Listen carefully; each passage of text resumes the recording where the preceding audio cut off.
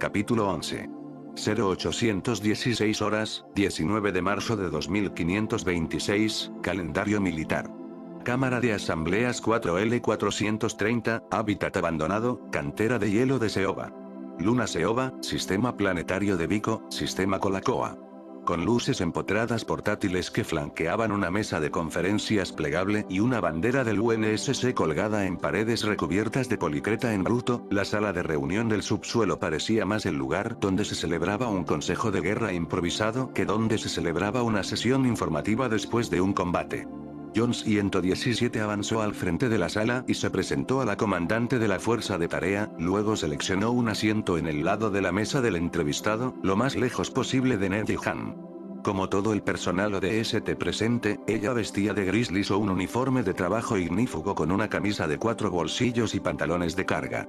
En las puntas de su cuello, ahora lucía las barras dobles de una capitana del cuerpo de marines, una promoción de campo que solo podía significar que el capitán anterior de la compañía Alfa había sido asesinado durante el asalto de ayer a los astilleros de la cantera.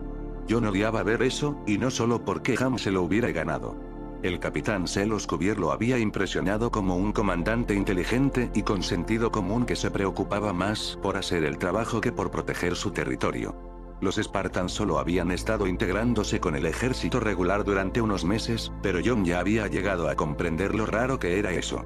Una vez que John estaba sentado, la capitana Ascot cruzó las manos sobre la mesa y se inclinó hacia adelante, su mirada a la deriva entre John y la capitana Ham.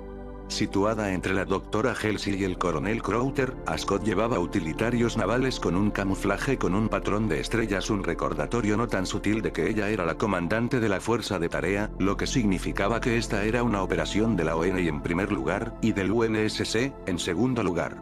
John esperaba que eso también significara que ella tenía debilidad por los Spartans. Comenzaré recordando a todos los presentes que este informe extraoficial no es una medida disciplinaria, dijo. Nuestro propósito no es evaluar la culpa, sino simplemente determinar qué salió mal con el descenso de vuelo fantasma en los astilleros ayer. ¿Quién dice que algo salió mal?, preguntó Halsey. Los astilleros fueron capturados en menos de una hora. Y la compañía Alfa recibió 52 muertes en acción, dijo Crowther. Incluyendo al capitán Cuvier y su equipo. Es una tasa de bajas del 32%. El resto del batallón recibió el 6%, sin perder a ningún capitán. Eliminar el centro de comunicaciones fue una misión crítica, dijo Avery Johnson. Estaba sentado al final de la mesa, junto a Crowther. Para hacerlo, la compañía Alfa tuvo que quedarse ciega en una zona de muerte contra un enemigo que nos esperaba. Tenemos suerte de no haber perdido el 72%. ¿El enemigo nos esperaba?, dijo Halsey. ¿Cómo sabemos eso? Los búnkeres, dijo John. Eso no es algo que se pueda armar sobre la marcha. Lleva horas cavar y camuflarse así. No significa que nos esperaban, dijo Myeto. Solo que estaban listos cuando aparecimos. No estabas en la bahía de lanzamiento cuando se abrieron las escotillas de salto, cuando los vulcanos empezaron a disparar, dijo Ham. Se sintió como si nos estuvieran esperando. Y aún así desembarcaron de todos modos, dijo Crowther. Explica eso. No fue idea mía. Ham miró al fondo de la mesa hacia John. El Spartan 117 actuó por su cuenta. Crowther dejó que su mirada se deslizara hacia John. ¿Y cómo sucedió eso desde la parte de atrás de la bahía de lanzamiento? No estaba en la parte de atrás. John estaba bastante seguro de que Crowther ya sabía las respuestas a sus preguntas, pero si un coronel preguntaba, respondías.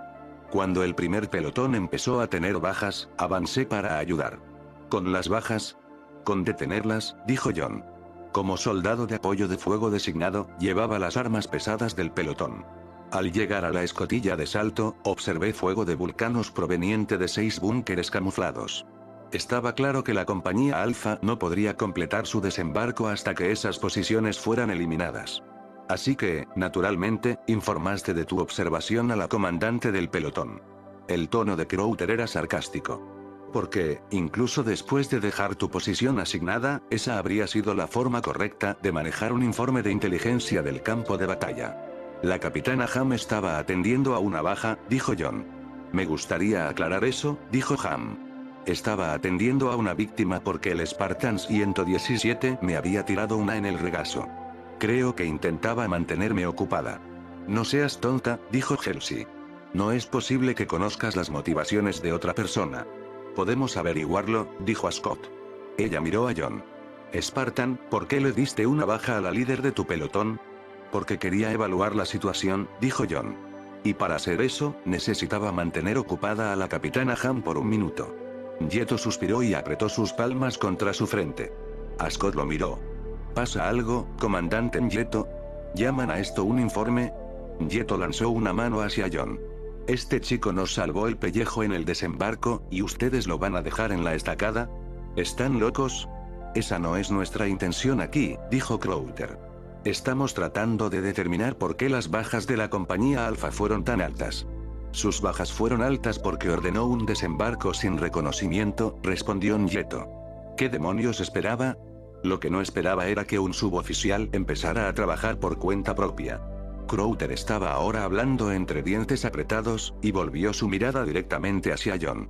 Tu equipo llevaba la mayor parte del armamento pesado, así que cuando se fueron, el resto de la compañía tuvo que seguirlos y los dagas negras no tienen armadura de aleación de titanio.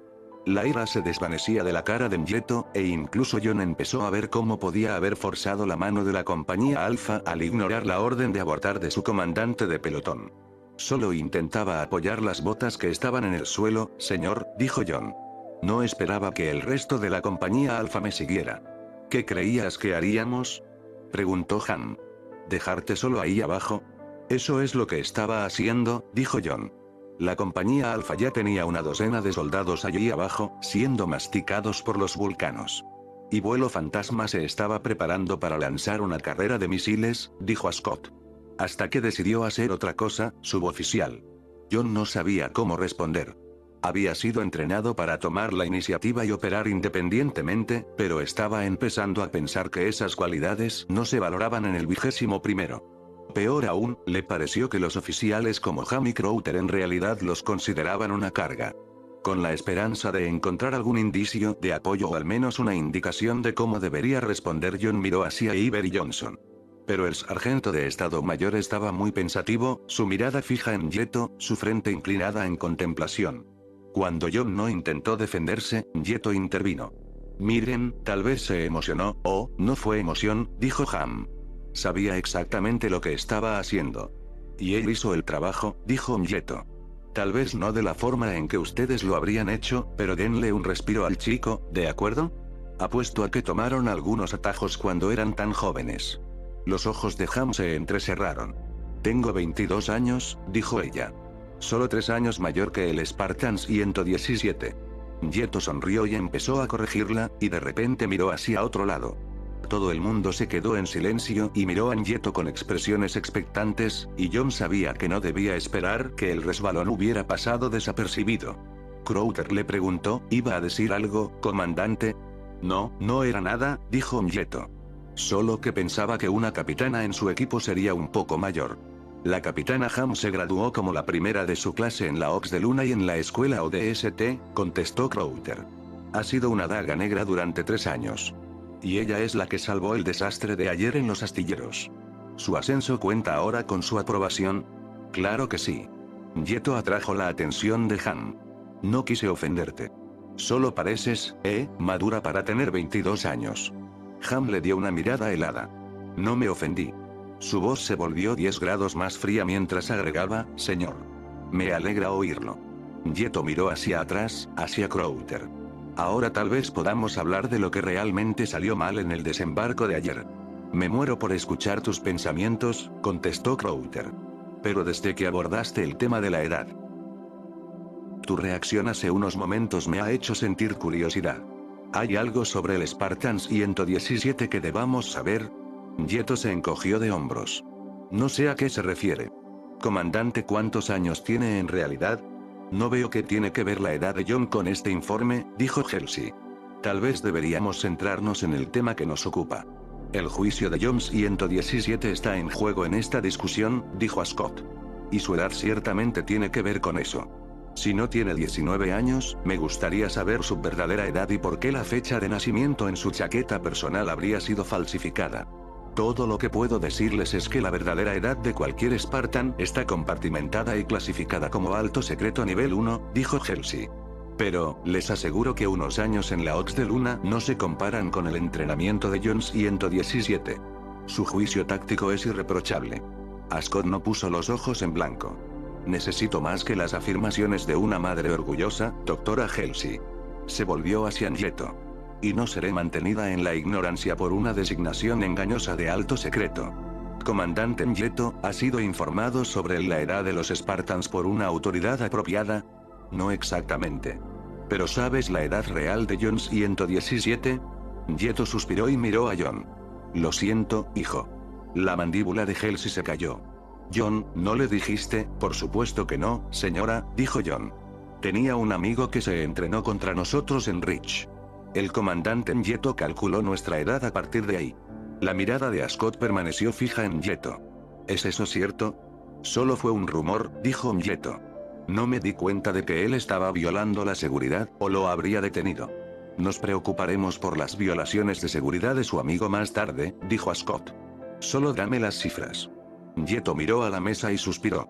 Tenía un amigo al que le pateaban el trasero a su unidad cuando entrenaba contra un grupo de niños, comando de 8 años de edad en Reach, dijo. Se quejaba de ello hace 7 años, así que cuando lo sumas los niños comando tendrían unos 15 ahora. Halsey se inclinó hacia adelante, colocando la parte superior de su cuerpo entre Ascot y Nyeto, y luego preguntó, ¿y qué te hace pensar que estos niños comando como tú los llamas son mis Spartans? Fue una jugada inteligente, se dio cuenta John, diseñada para hacer que Nyeto se sintiese protegido de Ascot y reforzar la salida que ella le estaba dando. Por lo que había dicho hasta ahora, no había forma de que pudiera estar seguro de que los niños que su amigo describió se habían convertido en Spartans. Pero, aparentemente, Nyeto no se sentía cómodo engañando a su superior. Simplemente asintió a John y le dijo, el Spartan 117 tiene muchas habilidades, pero mentir no es una de ellas. Lo consideré uno de esos niños, comando la primera vez que lo negó. Entonces, ¿descubrir esto fue solo un accidente? Preguntó Avery Johnson. Estaba mirando a lo largo de la mesa, mirando a Nyeto sin pestañear. ¿Solo una de esas cosas que surgen en una conversación? Sí. Nyeto miró fijamente a Johnson. ¿Cómo te enteraste? ¿Quién dice que lo hice? Avery mostró una sonrisa apretada que dejó a John preguntándose qué estaba pasando por alto entre los dos hombres. Ni siquiera estoy seguro de creerte. Nyeto se encogió de hombros. Por mí está bien, dijo. No quería decirle a nadie su edad de todos modos. Pero lo hiciste. Halsey miró alrededor de la mesa y añadió, y es una desafortunada revelación que no puede salir de esta habitación. Puedo ver por qué no querrías que lo hiciera, dijo Crowther. Pero el despliegue de niños soldados es una violación de unos 6 artículos del Código Uniforme de Justicia Militar. Cuando el auditor judicial general se entere de esto, vas a estar encerrada por mucho tiempo, doctora. Los Spartans son la mejor esperanza del UNSC para detener a los alienígenas, dijo Halsey. ¿Realmente crees que mis superiores dejarán que el auditor judicial general se entere de esto? ¿Es una amenaza, doctora Halsey? Está bien, es suficiente. Ascot le disparó a cada uno un ceño fruncido de advertencia, y luego volvió su mirada hacia John. Pasó varios momentos estudiando su tamaño de 2 metros, sin duda tratando de conciliar su tamaño y desarrollo físico con el de un chico de 15 años. Finalmente, exhaló y pareció concluir que podría haber algunos aspectos del programa Spartan que era mejor que no conociera. Discutiré los aspectos legales con el almirante Stanford personalmente. Pero fuera de esta sala, nadie dirá una palabra sobre la edad de los Spartans. ¿Entendido? La cara de Crowther se enrojeció, pero dijo, muy bien, siempre y cuando se me permita tomar en consideración este aspecto a la hora de hacer asignaciones. No participaré en el envío de niños a combatir. No son niños, respondió Halsey. Eso debería ser bastante obvio al mirarlos. Sin embargo, el coronel Crowther tendrá autonomía sobre sus asignaciones de personal. Ascot se detuvo y añadió, no estoy muy segura de en qué nos ha involucrado, doctora Halsey. Pero hasta que lo esté, vamos a seguir las reglas. Y perder la guerra. La voz de Halsey era amarga, y John compartía su sentimiento. Los Spartans estaban siendo excluidos de la operación no porque John hubiera cometido un error, sino porque su verdadera edad le daba a Crowther una excusa para marginarlos. Solo esperaba que Halsey estuviera equivocada sobre las consecuencias. La destrucción de la humanidad parecía un alto precio a pagar por la vanidad de un hombre. La respuesta de Ascot fue sorprendentemente tranquila. Espero que se equivoque, doctora Halsey, pero es mi decisión. Entonces deberías reconsiderarla. No lo haré. Halsey suspiró. Por supuesto que no. El estómago de John se hundió, y miró furtivamente a Johnson, medio esperando encontrar un brillo en el ojo del sargento que sugiriera que ya había encontrado una forma de eludir la decisión de Scott. En cambio, todo lo que John vio fueron cejas arqueadas y ojos suaves, un soldado endurecido en la batalla mirándolo como si John acabara de recibir una bala de vulcano en el estómago, como si todo lo que quedara fuera de sangrarse. Era una mirada de lástima. John apartó la mirada. Eso era lo último que quería de Avery Johnson. Héctor Nieto parecía ser el único soldado en la sala que lo respetaba a él y a sus Spartans, que podía ver más allá de su edad y las mejoras a lo que realmente eran. Pero Héctor Nieto no comandaba la fuerza de Tarea Llama. Alima Ascot lo hacía, y si quería que los Spartans se retiraran, entonces eso es lo que pasaría. Eran soldados aunque solo 3 personas en la habitación se dieran cuenta de ello y los soldados obedecían órdenes. Justo cuando John empezaba a pensar que el largo silencio significaba que la reunión estaba llegando a su fin, la doctora Halsey dio otro suspiro de descontento y miró más allá de Ascot para dirigirse a Crowther. Ahora que ha asegurado su chivo expiatorio, coronel, dijo, quizás deberíamos examinar la razón subyacente de la alta tasa de bajas de la compañía Alpha. Por supuesto, doctora. El tono de Crowther era sorprendentemente abierto. La situación inicial ciertamente no fue culpa de John. La situación inicial era un desastre. El tono de Avery Johnson era razonable, pero firme. La compañía Alpha iba a tener bajas al entrar en eso. No había manera de evitarlo. Precisamente. Halsey asintió hacia Nieto. Como el teniente comandante señaló antes, si los insurreccionistas nos esperaban o no, ciertamente estaban listos. No estoy segura de ver la diferencia, dijo Ascot. Esperando significa que sabían que veníamos específicamente, dijo Nieto. Alguien tendría que haberles dicho antes de que entráramos en el desliespacio. Eso no es imposible, dijo Johnson. Los Inies tienen espías por todas partes. Por eso tomamos precauciones extraordinarias con las órdenes de movimiento, dijo Ascot. El número de personas que sabían que nos dirigíamos a Vico era considerable. Pero el número que sabía que pretendíamos desembarcar en la cantera de hielo de Seoba, puedo contar ese número con mis manos. Ni siquiera yo mismo lo sabía hasta que estuvimos en el sistema, dijo Nieto. Y las órdenes venían con una orden de bloqueo de comunicaciones. No hay forma de que nadie en Seoba supiera que veníamos. A John le pareció que la discusión se estaba centrando en algo incorrecto. Aunque los insurreccionistas supieran que la fuerza de Tarea Llama tenía la intención de desembarcar en la cantera de hielo, no tenía ningún sentido que estuvieran allí cuando llegaron los merodeadores. La compañía Alpha podría haber tenido una tasa de bajas del 32%, pero entre los muertos en combate y las capturas, los insurreccionistas habían sufrido una tasa del 100%. Si hubieran sabido que un grupo de Tarea lleno de tropas de asalto espacial de vanguardia se dirigía hacia ellos, ¿por qué se habrían quedado para recibir ese tipo de castigo? La respuesta simple, no lo habrían hecho. Pero John se guardó sus pensamientos para sí mismo. Era muy consciente de que la mayoría de la gente en la mesa lo veía ahora como nada más que una versión de gran tamaño de un niño comando de Rich, y no quería decir nada que pudiera contribuir a esa impresión al menos hasta que se hiciera evidente que no podían entender la situación por sí mismos. ¿Qué hay de las interceptaciones?, preguntó Han. ¿Algo que sugiera que sabían que veníamos? Ascot agitó la cabeza. Estaban manteniendo su tráfico de comunicaciones ligero, dijo ella.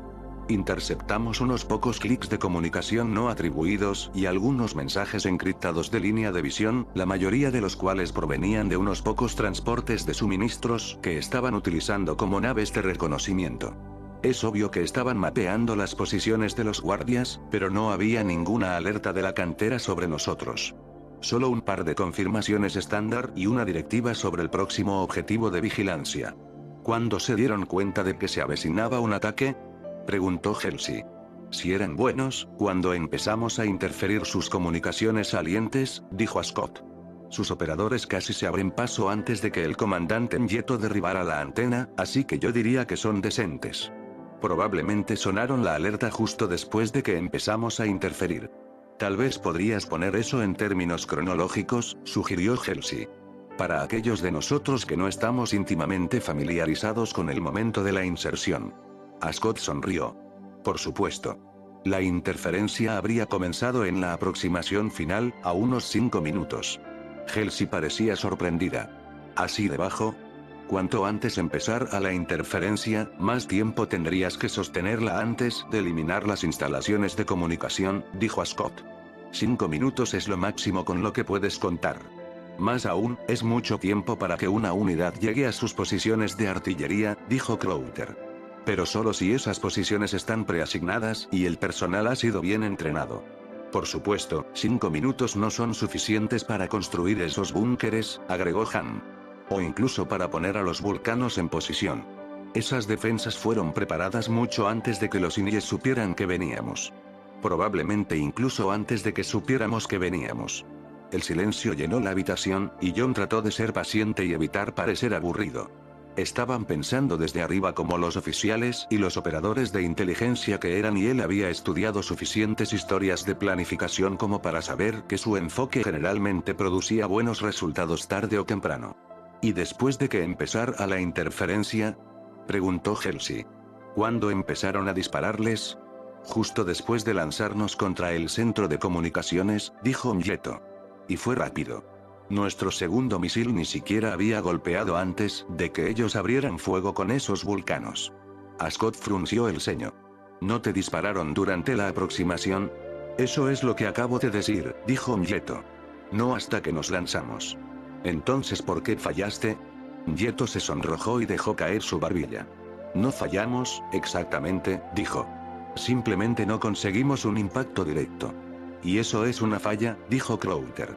Lo que no dijo, aunque su tono lo dejó claro, fue que la falta de Myeto le había costado la vida a muchos soldados de la compañía Alpha. ¿Por qué no hubo una segunda carrera? Hubo una segunda carrera, cuando volvimos para terminar el lanzamiento. Myeto estaba empezando a sonar molesto. Ahí fue cuando perdimos la estrella fantasma. Otra pausa se instaló sobre la mesa, y John comenzó a preguntarse cuánto tiempo les tomaría llegar a la conclusión obvia. Los insurreccionistas habían estado esperando a alguien, pero no al UNSC. John parpadeó y miró hacia el fondo de la mesa para ver a Avery Johnson recostado en su silla, tirando de su bigote y pareciendo expectante. Lo siento, sargento, dijo. No me di cuenta de que había pasado algo por alto. Relájate, hijo. No pasaste nada por alto. John estaba realmente comenzando a odiar eso, ser llamado hijo, pero nada bueno vendría de quejarse de ello. Probablemente lo descartarían como un adolescente malhumorado. Se tragó su irritación y se sentó un poco más derecho en su silla. ¿Qué puedo hacer por usted, sargento? ¿Por qué no nos dices lo que piensas? Dijo Johnson. Estabas en el centro de las cosas, igual que yo. Parecía que nos estaban esperando. No a nosotros, dijo John. No estaba seguro de qué hacer con los pinchazos. Johnson seguía sintiendo lástima por él o intentaba darle la oportunidad de ganar la confianza de Scott. Tenían que darse cuenta de que no podían ganar. Si hubieran sabido que veníamos, ya se habrían ido cuando llegamos. Solo que los ojos de Johnson no se iluminaron al comprender. Era de la infantería, entendía lo que pasaba cuando alguien empezaba una pelea que no podía ganar. Hacía que lo mataran. Pero usted lo sabe tan bien como yo, sargento. Johnson se encogió de hombros. Nunca está de más confirmar tu alcance. Era un viejo dicho de un francotirador, un recordatorio para que comprobara sus suposiciones antes de disparar.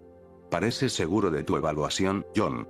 Crowther parecía más intrigado que desafiante. Pero tal vez el enemigo pensó que podía ganar. John agitó la cabeza. Lo siento, señor, pero no. Si hubieran construido los búnkeres para defenderse contra nosotros, tendrían que haber sabido que veníamos antes de entrar en el desliespacio. Y si tuvieran esa clase de inteligencia, habrían sabido que veníamos con mucho peso y que iban a morir. Entonces, ¿por qué quedarse? Me temo que tengo que estar de acuerdo con John en esto, señor, dijo Ham con renuencia. No sonaba como si tuviera dolor físico, pero estaba cerca. No tenían nada que ganar quedándose. Crowther asintió, pero mantuvo su atención fija en John. Adelante, hijo. John dejó escapar un respiro y continuó, ¿y si esperaran a alguien más? Crowther asintió más vigorosamente. Eso tiene sentido, dijo. Los rebeldes que capturamos ayer son de todas partes, Eridanus Secundus, Jericó VII, Venecia, incluso Rich. Tal vez estaban esperando más refuerzos. Sí, dijo Myeto. Como tal vez de Gao. ¿Gao? Preguntó a Scott. ¿No es de ahí de donde eres? Así es, dijo Myeto. El lugar está lleno de insurreccionistas. ¿Qué estaban haciendo en Seoba? La pregunta de Halsey tenía un tono retórico. ¿No los Gao en particular, todos ellos? Esto es malo. Johnson ya no se inclinaba hacia atrás en su silla. De hecho, parecía que estaba a punto de levantarse. Es un intento de golpe de estado. Los insurreccionistas están unificando sus fuerzas. Los oficiales intercambiaron miradas incómodas, y Myeto parecía más tembloroso que nadie, con una expresión mareada y gotas de sudor formándose en su frente. Pero tienen que saber que los alienígenas están vitrificando Etalán. Mientras Myeto hablaba, un pensamiento terrible, una posibilidad increíble se estaba formando en la mente de John. ¿Por qué tomar Vico cuando está próximo? Espera, dijo John. Sea quien esperaban los Inies. Todos los ojos se volvieron hacia él, y Crowther dijo, ¿hasta cuándo nos vas a tener en suspenso, hijo? John frunció el ceño. Ojalá todos ustedes dejaran de llamarme hijo. Se sorprendió a sí mismo y dijo, no importa. Estaban esperando al Covenant. Iban a tender una emboscada. Crowther se detuvo en medio de la frase, y su frente se levantó asombrado. No. ¿Iban a encontrarse con los alienígenas? Esa es mi suposición. John estaba empezando a pensar que podría tener una oportunidad de ganarle a Crowther después de todo. Eso explica por qué están organizando un intento de golpe de estado en tan mal momento. Entregar Vico al Covenant es la única forma de salvarlo y derrocar a la canciller es la única forma de entregarlo. ¿Y si no es rendirse? Preguntó a Scott. ¿Y si es una oferta? ¿Una oferta? Dijo Crowther. Exactamente, dijo Scott. Estamos aquí porque sabemos que, si los alienígenas evitan Vico, dejan una base de operaciones en su retaguardia. También podemos asumir que sus líneas logísticas se están haciendo bastante largas, por lo que podrían usar su propia base de estacionamiento. ¿Y si los insurreccionistas intentan llegar a un acuerdo para dárselas? John se enfrió por dentro. ¿Quién haría eso? Preguntó. ¿Quién formaría una alianza contra su propia especie? Tal vez los insurreccionistas no lo ven de esa manera, dijo Johnson. Tal vez lo vean como una forma de salvarse de nosotros. Eso es una locura, dijo Ham. El Covenant los masacrará, igual que al resto de nosotros. Concuerdo, dijo John. ¿Pero ellos sabrían eso? Crowther agitó la cabeza, y luego señaló a John con el dedo. Tienes razón, hijo, dijo. No lo harían. Hijo. John apretó los dientes y no dijo nada. Y una alianza podría salvarlos. Por un tiempo, añadió a Scott. Si los alienígenas son tan listos como creemos, reconocerán una buena fuente de inteligencia cuando la vean. La ordenarán todo el tiempo que puedan. Un escalofrío pareció asentarse sobre la habitación, y sus ojos cautivos se posaron sobre la mesa mientras consideraban lo que venía después, contemplando el peligro ineludible y llegando a la misma terrible conclusión. Por fin John dijo lo que todos pensaban. Si estamos en lo cierto, la delegación alienígena debe estar por llegar. Se detuvo para tragar y continuó, y tenemos que tenderle una emboscada. Tenemos que hacer creer al Covenant que los insurreccionistas les tendieron una trampa. Los asentimientos en acuerdo comenzaron en el otro extremo de la mesa con Ham, luego Johnson, y al otro lado de la mesa, Crowther, Scott, y Halsey, y finalmente Myeto, quien dijo, ¿saben lo que eso significará para Vico, verdad? Lo vitrificarán en represalia. Lo vitrificarán de todos modos, cuando estén listos, dijo Scott. Y hasta que lo estén, los rebeldes les ayudarán a vitrificar un mundo leal tras otro. Es una ecuación simple, dijo Halsey. Un mundo ahora, o 100 después. Entonces vamos a seguir la sugerencia de John, dijo Scott. Emboscamos a la delegación del Covenant. Con una condición, dijo Crowther. No podemos abandonar la operación original. Dividimos nuestras fuerzas y aún así abordamos la flota. Por supuesto, dijo Scott, levantándose. Eso no hace falta decirlo. Cuando Crowther sonrió y comenzó a levantarse, John vio su oportunidad y también se puso de pie. Coronel Crowther, dijo. Va. John se detuvo cuando un coro de alarmas de tono agudo comenzó a chirriar desde las tabletas tácticas que todos llevaban en sus muñecas. Miró a la suya y sintió como se le secaba la garganta. Informes de la punto de fuga. Flotilla Covenant en camino. 5 embarcaciones equivalentes a clase corbeta. Tiempo estimado de llegada 22 minutos. Maldita sea, dijo Avery Johnson. Esa es una gran delegación. Y una que no quiero que nos sorprenda en la superficie. Scott comenzó a rodear la mesa, ya hablando a través del micrófono de su tableta táctica. Carguen todos los merodeadores, máximo 17 minutos. Yeto y Johnson se volvieron para seguirla fuera de la puerta, pero Crowther se quedó donde estaba, mirando a John con la frente ladeada. ¿Tienes algo que decir, John? John miró a Halsey, luego tragó con fuerza y asintió. Sí, señor. Necesitará todos los dagas negras que pueda conseguir para la acción de abordaje, y la emboscada alienígena sería la misión perfecta para los Spartans. Es muy cierto, coronel, dijo Halsey. Este es exactamente el tipo de cosas para las que los creé. Crowther frunció el ceño incómodamente, y luego comenzó a girar alrededor del extremo opuesto de la mesa hacia John. Aprecio la oferta, hijo, dijo. Pero tienes 15 años. El corazón de John se hundió, y tuvo que dejar caer su barbilla mientras veía a Crowther acercarse. Entiendo, señor. Crowther se detuvo a un paso de distancia, mirando por un momento como si quisiera poner una mano sobre el hombro de John, y luego pareció darse cuenta de lo incómodo que sería eso y simplemente le hizo señas para que lo siguiera. Además, tengo otra misión para los Spartans. Por supuesto, señor. John sabía que era mejor no esperar que fuera importante. Crowther probablemente quería que llevaran sus maletas o algo así. Lo que necesite. Sabía que podía contar contigo. Llegaron a la puerta de la cámara de reunión, y Crowther se volvió hacia John. Cuando tomamos la cantera ayer, capturamos a más de 300 insurreccionistas. ¿Quiere que mis Spartans cuiden a los prisioneros, señor? Crowther se permitió una pequeña sonrisa. Iba a decir proteger, contestó. Pero míralo como quieras siempre y cuando los lleves a todos a bordo de un transporte de reclusión. No podemos permitir que nadie caiga en manos del Covenant. Lo último que queremos es que alguien le diga al enemigo lo que realmente pasó aquí. ¿Está claro? Sí, señor, dijo John. Creo que podemos manejarlo. Estoy seguro de que puedes, hijo, dijo Crowther. Le pediré a la capitana Scott que asigne un transporte de prisioneros. Muy bien. John levantó la mano para saludar y dijo, Coronel Crowther. Con el debido respeto, señor, me gustaría hacer una petición. ¿Qué pasa? Por favor, deje de llamarme hijo, dijo John. He sido soldado durante tanto tiempo que ni siquiera puedo recordar cómo era mi padre, pero estoy bastante seguro de que usted no es él. Los ojos de Crowther se abrieron de par en par, y luego asintió. Muy bien, Spartan, considéralo hecho. Levantó una mano y devolvió el saludo de John. Creo que te lo has ganado.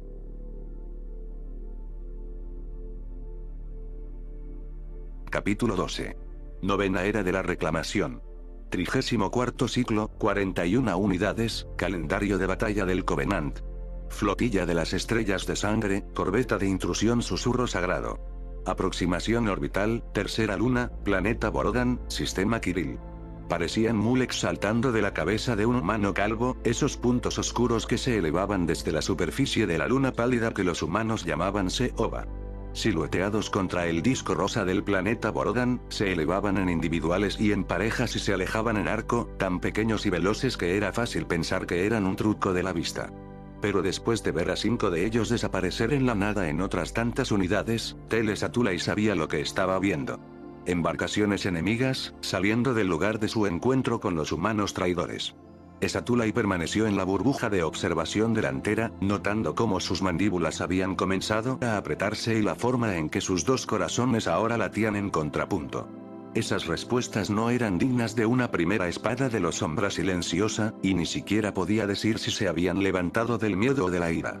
Meditaría sobre este fracaso más tarde, montando la espina dorsal de la nave en su esfera de contemplación. Pero por ahora, bastaba con percibir las reacciones y darles su espacio. Eso sofocaría el poder de sus emociones ávidas de control y lo dejaría libre para concentrarse. Lo que ahora se sentía preparado para hacer. Sin apartar la vista de la burbuja de observación, Esatulai sacudió sus mandíbulas para llamar la atención de la tripulación, y luego habló en un tono suave. Que venga el maestro de nave. El puente de la susurro sagrado se calmó. Esatulai oyó repetir su orden 4 veces cuando se la pasaban al maestro de nave. Entonces un conjunto de pasos comenzó a subir la cubierta hacia su posición. La marcha era suave y segura, y Esatulai estaba preocupado por eso. Ante la imposibilidad de los lectores de los sensores de reportar los lanzamientos de 5 ahora 6 embarcaciones que había visto con sus propios ojos, el maestro de nave debería haber estado avergonzado por el desempeño de su tripulación y temeroso de las consecuencias. Quizás la culpa era del propio Esatulai. Una creencia común aunque incorrecta sostenía que un miembro de los Sombra Silenciosa no mataría a un compañero Sangil y que lo había mirado a los ojos. Pensando que la tripulación de su nueva nave insignia funcionaría mejor si se sintieran seguros en su presencia, Esatulai había elegido jugar con su superstición al no llevar su casco a bordo del susurro sagrado. Y ahora aquí estaba el propio maestro de nave, que se acercaba con complacencia a pesar de las deficiencias de su tripulación. Esatulai esperaba que no hubiera sido un error poner a todos a bordo a gusto. También meditaría en eso. El maestro de nave se detuvo en el umbral de la ampolla de observación e inició un educado crujido en su mandíbula para llamar la atención sobre su presencia y luego emitió un silbido de sorpresa cuando una séptima partícula se elevó y se alejó de Seoba. ¿Qué es eso? Esatulai se volvió para mirar al maestro de nave. ¿Qué te parece, Budyase? Una embarcación enemiga. Un Sangil fornido, de cara de bloque, con mandíbula sin punta, Ulon Budyase era de nuevo de la mitad de los 60 años de Esatulai y casi el doble de su circunferencia. Pero no ha habido ningún informe de los lectores. Es bueno que percibas el problema, dijo Esatulai. No estoy seguro de que tu segundo esté listo para asumir el mando. Los ojos de Budyase se abultaron, y se volvió hacia el puente. Que vengan Gusone y Terib, Esatulai silenció a Budyase con un toque. Aprenderemos más trayendo a los lectores, o yendo a su estación. Yendo a su estación, contestó Budyase. Si el problema está en su equipo, lo veré allí. Entonces procedamos sabiamente, dijo Esatulai. No soy un ministro Sansiayun que debe ser servido antes que nuestra causa. Las mandíbulas de Budyase se abrieron conmocionadas, aunque la forma en que su cabeza se inclinaba sugería que no estaba muy seguro de si Esatulai había querido difamar a sus líderes Sansiayun o honrarlos. Después de una respiración, logró cerrar sus mandíbulas y girar hacia la parte trasera del puente. Como prefiera, esgrimidor. El maestro de nave lo condujo a través de un laberinto de consolas de control y puestos de equipo hasta la parte posterior del puente, donde un holograma táctico del lado de Seoba del sistema planetario de Borodan flotaba sobre una plataforma de proyección rodeada por 10 atriles de lectura de datos. En cada atril había un lector, con los ojos fijos en una pantalla de cristal llena de una mezcla de códigos alfanuméricos y símbolos vectoriales que utilizaban para dibujar imágenes en el holograma. Detrás de los lectores estaban los dos obedientarios que supervisaban la operación del diagrama. Normalmente estarían uno frente al otro, cada uno supervisando a un equipo de 5 lectores, pero la abortada citación de Budyase los había reunido para discutir en qué tipo de problemas podrían haber caído. Budyase fue directamente a los obedientarios y comenzó a interrogarlos acerca de las embarcaciones no reportadas que huían de Seoba. Esatulai dio la vuelta al holograma táctico, mirando ocasionalmente por encima del hombro de un lector a su pantalla, pero sobre todo pensando en las miles de imágenes que contenía el holograma. Borodan estaba rodeado de un caparazón de tráfico orbital, miles de satélites, cientos de embarcaciones militares y civiles, docenas de estaciones de fabricación y un puñado de astilleros. Un flujo constante de drones de carga se movía entre las estaciones de manufactura y las 2 lunas de metales pesados que actualmente se encontraban en el lado del planeta de la Susurro, y varias naves de pasajeros estaban saliendo de su pozo de gravedad en preparación para la transición al desviespacio. Pero, aparte de una cáscara de naves de reconocimiento en órbitas de piquetes ultra altas y unas cuantas docenas de grandes embarcaciones militares esperando en órbitas geosincrónicas de respuesta rápida, Esatulai no vio ninguna señal de que los humanos se estuvieran preparando para la batalla. Y no vio nada que se moviera hacia Seoba. Eso era de esperar, o al menos de lo que se esperaba. Incluso los mejores sistemas de enmascaramiento del Covenant tenían solo un 80% de efectividad, por lo que siempre existía la posibilidad de detección.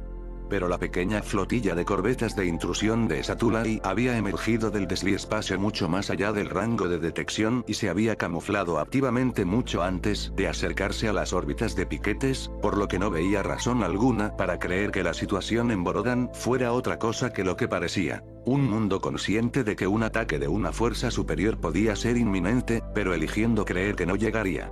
Solo el flujo constante de naves que se elevaban desde Seoba desde el lugar de encuentro designado le hizo detenerse. Parecía para Esatulay como si estuviesen reaccionando ante la aproximación de su flotilla, pero no se daban la vuelta para atacar. Y tampoco lo estaba ninguna de las naves militares en las órbitas de respuesta rápida sobre Borodan. No tenía sentido. Si los humanos hubieran sabido de su flotilla, estarían enviando una fuerza para enfrentarla. Necesitaba saber algo más sobre las embarcaciones que huían de Seoba. Era la única manera de resolver este acertijo. Cuando miró por encima del hombro del lector en el séptimo atril de recogida de datos, Esatulay finalmente encontró la pantalla que mostraba a Seoba.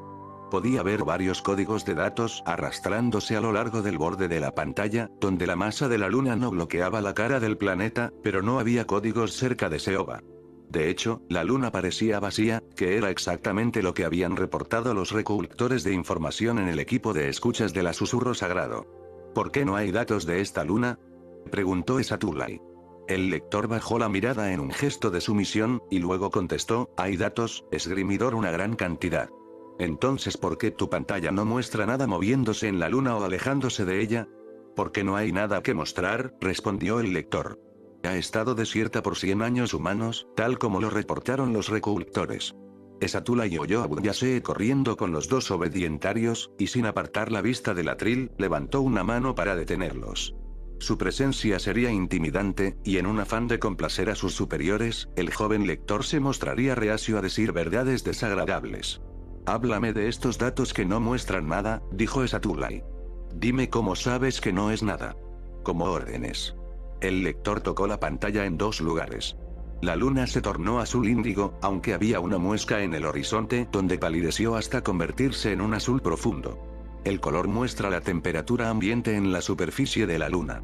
Cuanto más cerca del negro, es más fría. Esatulay pasó un dedo por la muesca. ¿Y por qué está más pálido allí? Esa es la cantera de hielo a donde nos dirigimos, explicó el lector. El tono más pálido indica que está unas pocas unidades más caliente.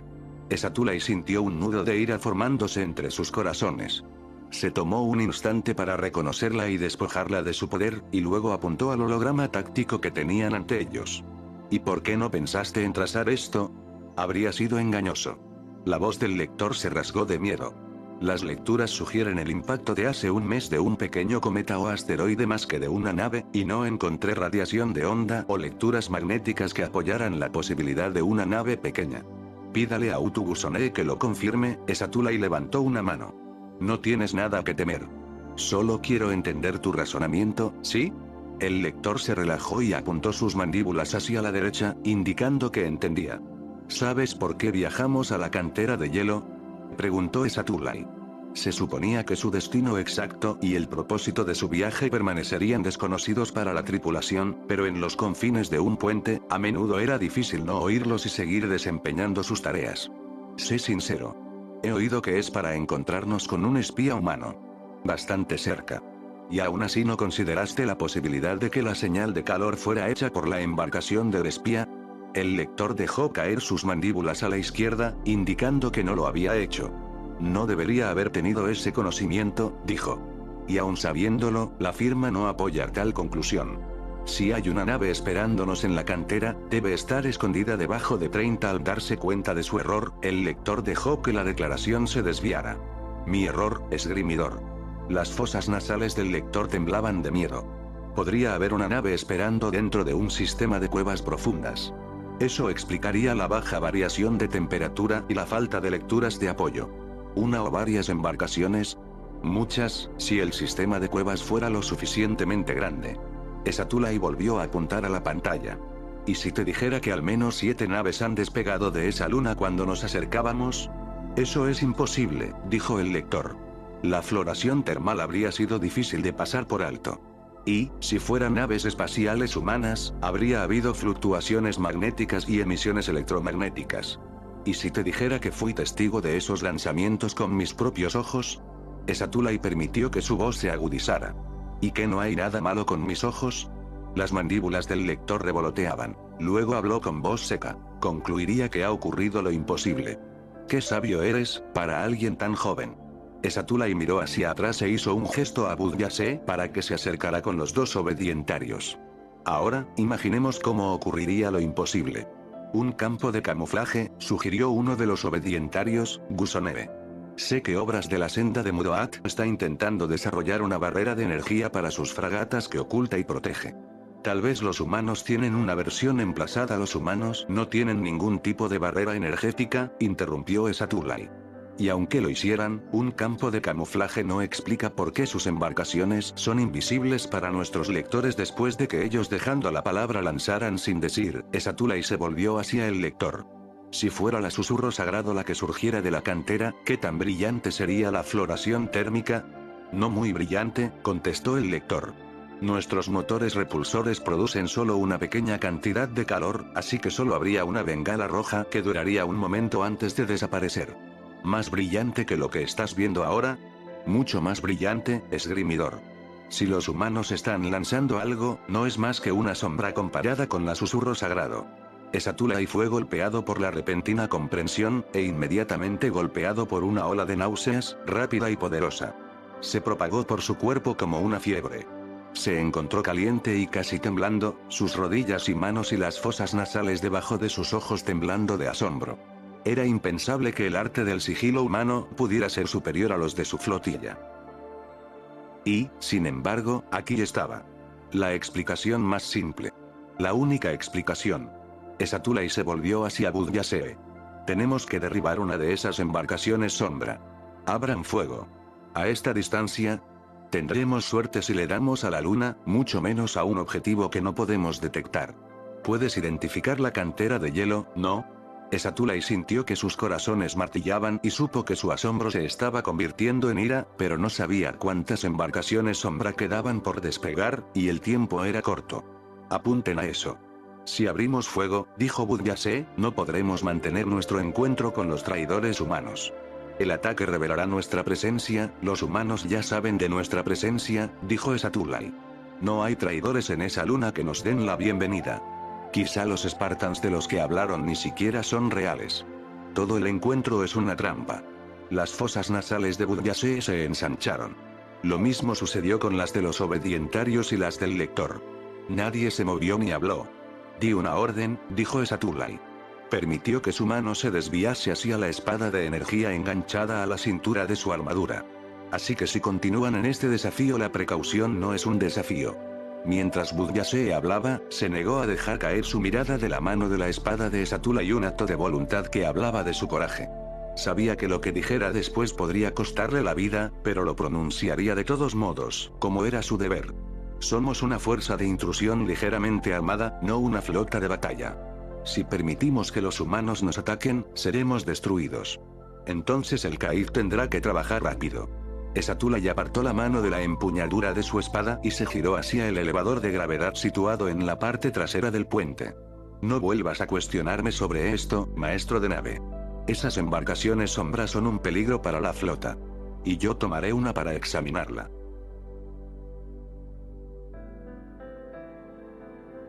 Capítulo 13. 0847 horas, 19 de marzo de 2526, calendario militar. Gruta de mantenimiento del subsuelo 6M430, cantera de hielo de Seoba. Luna Seoba, sistema planetario de Vico, sistema Colacoa. A lo largo de los años, John 117 había desfilado ante suficientes almirantes y generales para reconocer a uno cuando lo veía, y el prisionero alto con la camisa gris y el cuello almidonado era definitivamente un general. La columna vertebral del hombre era tan recta que parecía un camión de francotirador de la serie 99, y estaba rodeado de media docena de insurreccionistas aún más altos que seguían moviéndose, tratando de protegerlo de sus niñeras con armadura Mjolnir. Ocultar a su líder había sido bastante sencillo cuando los Spartans llegaron para encontrar a 300 cautivos empacados en el centro de una gruta de mantenimiento fría y turbia. Pero ahora que los prisioneros estaban subiendo por una rampa de carga iluminada hacia la bodega de tropas de un transporte de la clase Banta que había pertenecido al Frente Rebelde Unido solo unas horas antes, sus esfuerzos por ocultar al presunto general eran obvios. El tiempo estimado de llegada del Covenant era de 10 minutos, apenas el tiempo suficiente para cargar y alejar el transporte. El plan era que uno de los tripulantes de vuelo de respaldo de Héctor Nieto entregara a los prisioneros insurreccionistas a Vico en uno de sus propios medios de transporte, donde serían devueltos a la autoridad colonial para su disposición judicial. Pero John sabía que sus superiores querrían que se retuviera a un general para el interrogatorio de la ONI. Se dirigió a la esquina inferior de la rampa de carga y habló a través de los altavoces externos de su casco. Prisioneros, alto. La columna de embarque se estancó con la incertidumbre de los soldados irregulares por todas partes, y los compañeros del presunto general lo dejaron sin protección durante 1 segundo y medio. John se aprovechó de su descuido para guardar la imagen de un hombre de rostro delgado, con el pelo y los ojos canosos del color del acero de las armas. Antes de que la solicitud se hubiera formado en la mente de John, la computadora de a bordo de la Mjolnir mostró la identidad del sujeto en el HUD. Antiguo Mayor General Harper Garvin. Desertor del Cuerpo de Marines del UNSC, presunto terrorista. Alto mando del Frente Rebelde Unido. Objetivo prioritario CNK-2A. El objetivo prioritario parpadeaba en rojo, diciéndole a John que la ONI quería capturar a Garvin, pero no matarlo, lo que sugería que era más importante interrogarlo que sacarlo del campo de batalla. Era una designación común para los segundos o terceros al mando de una organización insurreccionista. El 2 significaba que la captura del general no tenía prioridad sobre una misión en curso. Por lo tanto, Garvin era una figura importante en el Frente Rebelde Unido, pero no la más importante. La designación 2A también significaba que la seguridad del operativo no era una consideración al ejecutar un intento de captura. Bienvenidos a Operaciones Especiales. Después de que el objetivo prioritario dejó de parpadear, el archivo del general comenzó a desplazarse por el HUD, enumerando las operaciones atribuidas y los posibles avistamientos. John no estaba interesado, así que la computadora de a bordo adelantó el archivo hasta que llegó al puesto más reciente de Garvin en el UNSC. El general había desertado después de recibir una logística de enseñanza de 2 años en la Academia de Ciencias Militares Corbulo en Sircinius IV. La misión había sido humilde para un mayor general, y se especulaba que se había unido a la insurrección para tomar represalias. La teoría le sonaba un poco descabellada a John, pero de nuevo, los generales no llegaban a ser generales por tener pequeños egos. Líder Spartan, ¿cuál es la demora? El líder del equipo dorado, Joshua 029, estaba usando el canal del escuadrón, un canal abierto a los 12 Spartans de la Fuerza de Tarea Llama. Pensé que queríamos sacar a estos prisioneros de aquí antes de que llegaran los alienígenas. Avisté a uno que necesitamos retener para la ONI, dijo John. Cambió de nuevo a su altavoz externo y señaló a Garvin. Tú, allí. Preséntate para la inspección. El grupo de cuerpos que rodeaban a Garvin se movía a su alrededor e intentaban parecer confusos. Mientras tanto, los Spartans que flanqueaban la columna retrocedieron y comprobaron su espaciamiento, listos para responder si la orden suscitaba alguna resistencia de los prisioneros. Incluso en Seoba, esta armadura pesa. John se detuvo hasta que la computadora de a bordo mostró el número en su HUD, 56 kilogramos. Si tengo que atravesar la columna para sacarte, habrá muchos dedos rotos en los pies. El grupo se onduló. Entonces una mujer delgada de piel olivácea emergió y comenzó a empujar su camino hacia John. Tenía una boca ancha, ojos azules brillantes y una sonrisa burlona. John le dio una rápida evaluación, comprobando la posibilidad de una bomba u otra arma no detectada, y luego le hizo señas para que se detuviera en la parte inferior de la rampa de carga. ¿Qué estás haciendo? Presentándome como se me ordenó. La mujer estiró el cuello para mirar la placa de su cara. Pero tengo que advertirte, no me gustan los robos. Un coro de risitas nerviosas. No soy un robot, dijo John. Lo siento, muchachote, dijo la mujer. Si quieres que crea eso, tienes que perder la armadura. Más risas. La voz de Kelly 087 sonó en el canal del escuadrón. John, eso no es coquetear de verdad. Ella está tratando de distraerme. Afirmativo. Miró hacia atrás, hacia el grupo de prisioneros que protegía a Garvin. Por supuesto, el general había desaparecido entre ellos. Decidiendo usar la imagen del robot a su favor, John dijo, todos los equipos, prepárense. Los Spartans sacaron sus rifles de asalto. John arremetió. Antes de que la mujer pudiera reaccionar, las solapas de su túnica estaban anudadas dentro de su guantelete. John, ¿necesitas ayuda? Esto desde Kurt 051, el líder del equipo verde.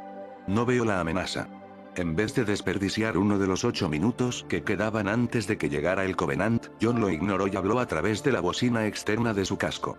El Código de Conducta Militar del UNSC autoriza la ejecución sumaria de cualquier preso que interfiera con un guardia mientras se encuentre en el campo de combate.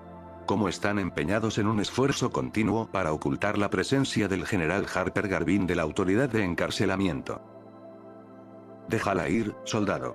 Garvin salió de la parte trasera del transporte y, empujando a una multitud de insurreccionistas que intentaban bloquear su camino, bajó por la rampa. Su mirada se dirigió a la mujer que estaba frente a John. Gracias por intentarlo, Petora. Pero nunca tuvimos una oportunidad contra esas cosas. John esperó hasta que Garvin se presentó al final de la rampa y luego soltó a la mujer. Los prisioneros continuarán subiendo. Cuando los insurreccionistas tardaron en obedecer, Garvin miró por encima de su hombro. No les den una excusa, gente. Una vez que la columna de embarque había vuelto a subir por la rampa, se volvió hacia John. ¿Cómo me identificó, soldado? Tomar la iniciativa era una técnica clásica de contrainterrogatorio, una que los instructores de John Enrich le habían enseñado cuando tenía 10 años. En lugar de seguir con la respuesta estándar de ordenar al prisionero que se calle, lo que le diría a Garvin solo un poco menos sobre el programa de entrenamiento de Spartan que una respuesta honesta. John revisó el archivo de personal del general en su HUD y seleccionó algo engañoso. En 2508, disertó sobre la sofocante insurrección planetaria en la Ox de Luna. John ni siquiera había nacido en ese año, así que la desinformación no le causaría más que problemas a Garvin si tratara de usarla más tarde. Fue memorable. La frente de Garvin se levantó. ¿Fuiste estudiante allí? Usted hace muchas preguntas, general. John revisó el cronómetro de su HUD. El tiempo estimado de llegada era hora de 7 minutos. Digamos que me decepcionó que se convirtiera en traidor. Los labios del general se tensaron y su mirada se deslizó. Como quieras, soldado. Estoy en tu. Las últimas palabras de la frase fueron tragadas por el estruendo ensordecedor de un ataque de artillería. Luego el aire se llenó de escamas de hielo que revoloteaban desde la oscuridad de arriba. Otro estruendo sacudió la gruta, y bloques de hielo empezaron a caer del techo y rebotar en cabezas y hombros. Varios prisioneros fueron golpeados y cayeron al suelo, claramente heridos. La voz de Ascot llegó a través del canal de mando de la Fuerza de Tarea Llama. Lanzamiento, lanzamiento, lanzamiento. Protocolo de emergencia. Los alienígenas han abierto fuego. Repito, protocolo de emergencia. Lanzamiento. La transmisión terminó en un choque de estática, y un constante gruñido llenó la gruta cuando los golpes lejanos comenzaron a estremecerse a través del hielo circundante. Mientras la estática se desvanecía, una cacofonía de charla llenaba el vacío dejado por la ausencia de Ascot, pero la voz de Nyeto sobresalía. La noche estrellada fue atacada en el lanzamiento y derribada. Ese sería el merodeador de Ascot. Intacta. Cayó en la cantera. La voz tranquila de Crowther se escuchó. Gracias, comandante. Es suficiente por ahora. Nos asesorará si necesitamos más información. ¿Asesorará? Nyeto sonaba furioso. Podrían estar vivos. Podrían necesitar. Haremos lo que podamos, comandante, dijo Crowther. Por favor, procedan según lo planeado y usen el protocolo ECO para todas las comunicaciones. El protocolo ECO era una instrucción para considerar un modo de comunicación como no seguro. En este caso, Crowther parecía estar recordando a Nyeto y a todos los demás en el canal que el alcance de las capacidades de escucha del Covenant era desconocido, por lo que era más seguro asumir que incluso los canales de comunicación encriptados estaban comprometidos. John pensó que la precaución era probablemente exagerada, pero el coronel tenía razón. No tenía sentido correr riesgos innecesarios. La discusión en el canal de mando continuó de manera cautelosa, con referencias a la dirección y la ubicación transmitidas en términos relativos a las cuevas de hielo donde el ala de merodeadores había estado atracando cuando llegó la orden de ataque. John escuchaba con una sola oreja, en caso de que a los Spartans se les asignara una nueva tarea, pero se concentraba en los prisioneros. Los insurreccionistas sostenían sus brazos sobre sus cabezas para protegerse de la caída de bloques de hielo, y muchos miraban a sus camaradas heridos con mirada preocupada. Agarren a sus heridos y embarquen, ordenó John por el altavoz externo de su casco. Cualquiera que no esté a bordo del transporte en un minuto muere aquí. Los prisioneros entraron en acción, agarrando a sus compañeros heridos y subiendo por la rampa de carga a la bodega de tropas de la banda. Las escotillas internas habían sido aseguradas desde el otro lado y los módulos de escape de emergencia solo podían ser armados desde la cabina de vuelo, por lo que había pocas posibilidades de que cualquier rebelde montara otro intento de escape desde el interior de la embarcación.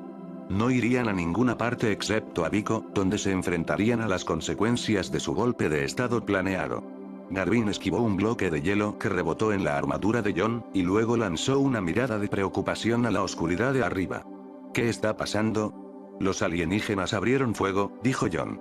En el canal de mando, Crowther estaba pidiendo una respuesta de la noche estrellada y no recibía ninguna, lo que podría indicar algo, desde la destrucción del merodeador hasta una antena desactivada. Supongo que no estaban interesados en hacer amistad con ustedes después de todo. Los ojos de Garvin se abrieron de par en par. Así que eso es lo que están haciendo aquí, dijo. ¿Cómo lo supieron? Pregunta tonta. John sabía que, si no respondía, la imaginación de Garvin se desbordaría y lo convertiría en un blanco más fácil para el equipo de interrogatorios más tarde. ¿Cómo crees que la ONI sabía dónde encontrar al coronel Bax? La cara de Garvin se puso pálida. Ahora Crowther estaba preguntando sobre la disponibilidad, tratando de encontrar una unidad de dagas negras en posición de alcanzar al merodeador caído. No estaba recibiendo ninguna respuesta positiva.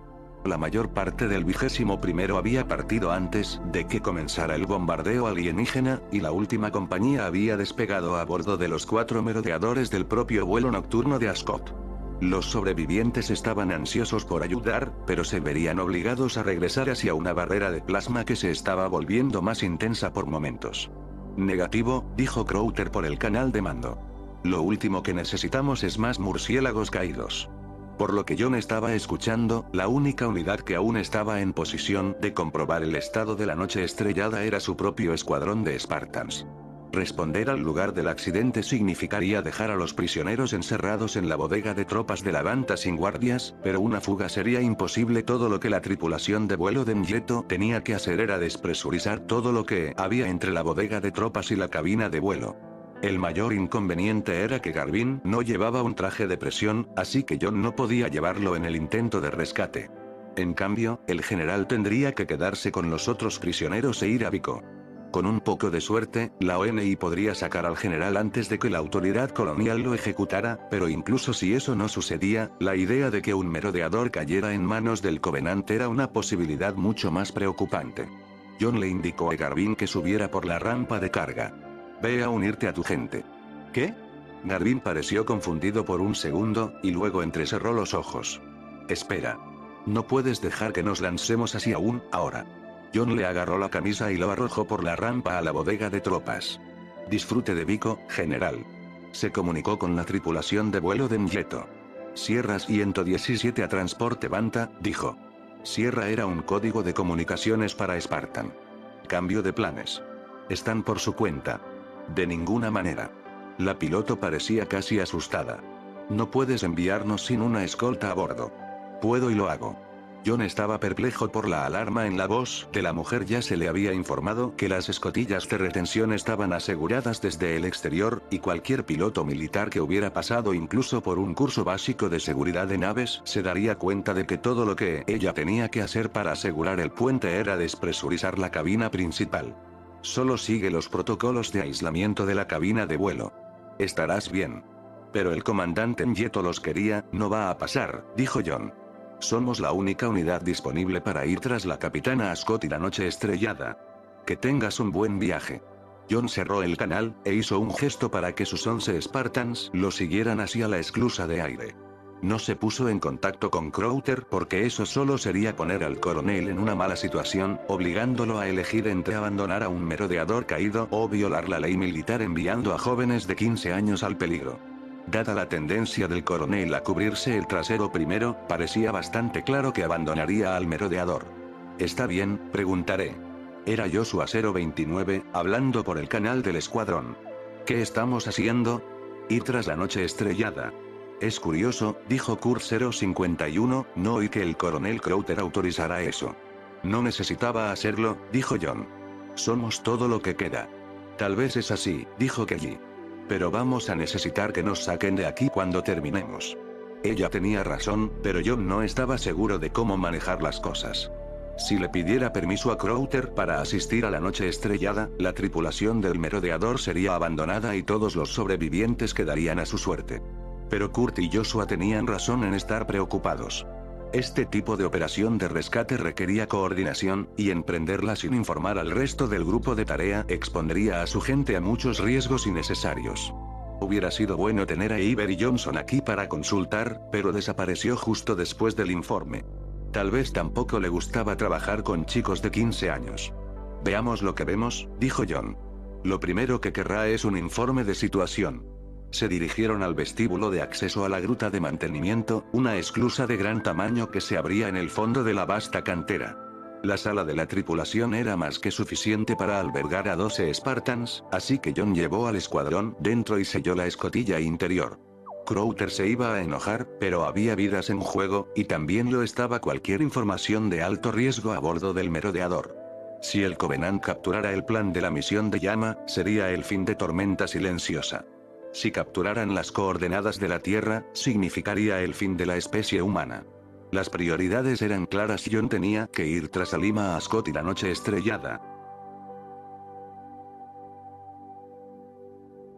Capítulo 14.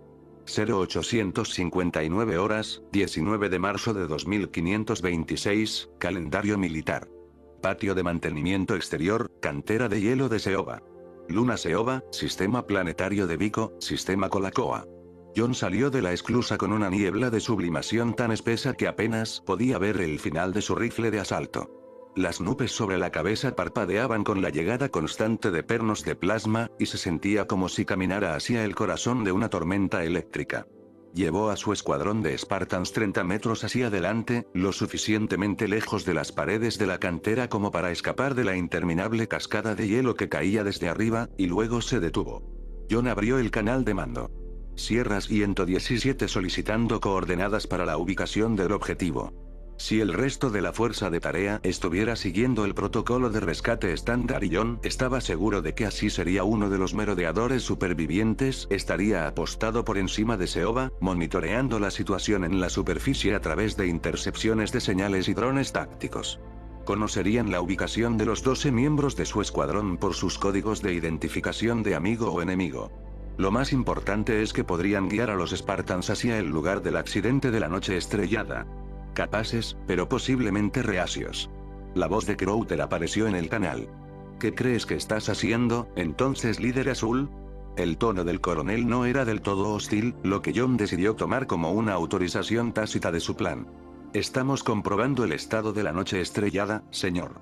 Parece que somos la única unidad disponible. John pensó que Avery Johnson estaría orgulloso de su tacto.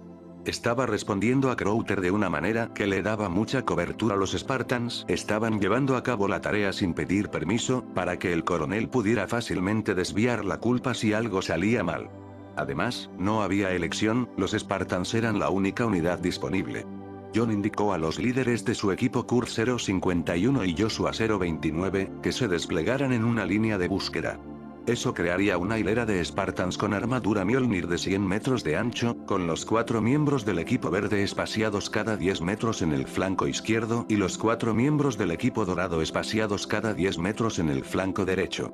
El equipo azul y sus 4 miembros permanecerían en el centro, agrupados más estrechamente para que tuviera una fuerza de reacción preparada.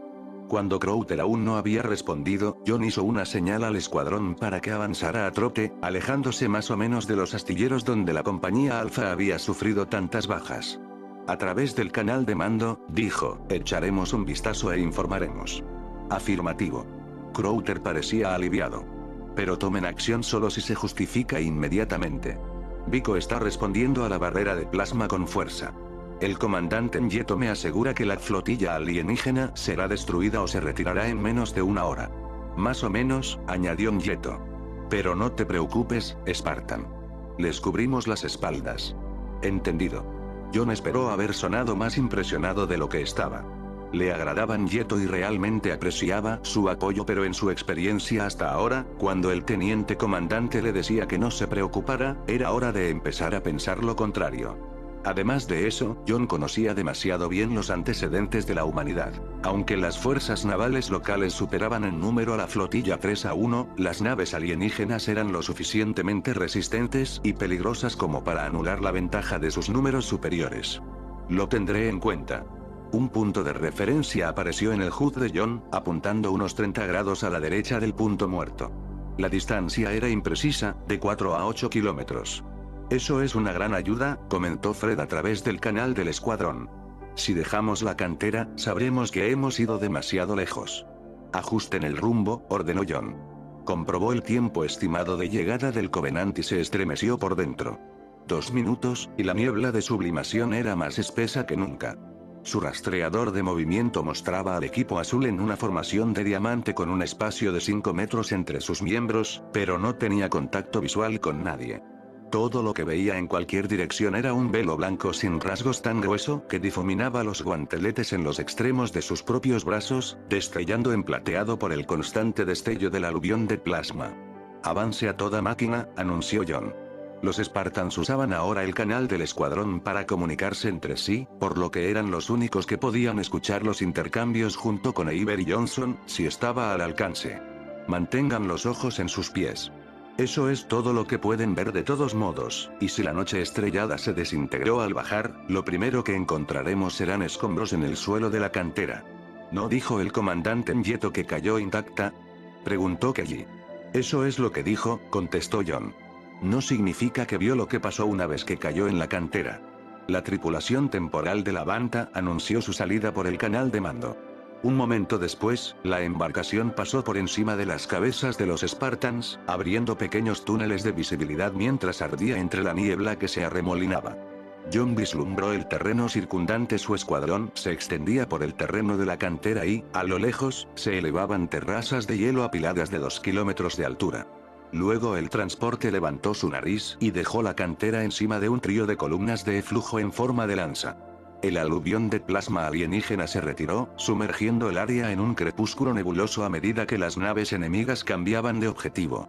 Momentos después, reanudaron el fuego, y un cono de llamas plateadas persiguió a la Banta sobre el horizonte de Seoba.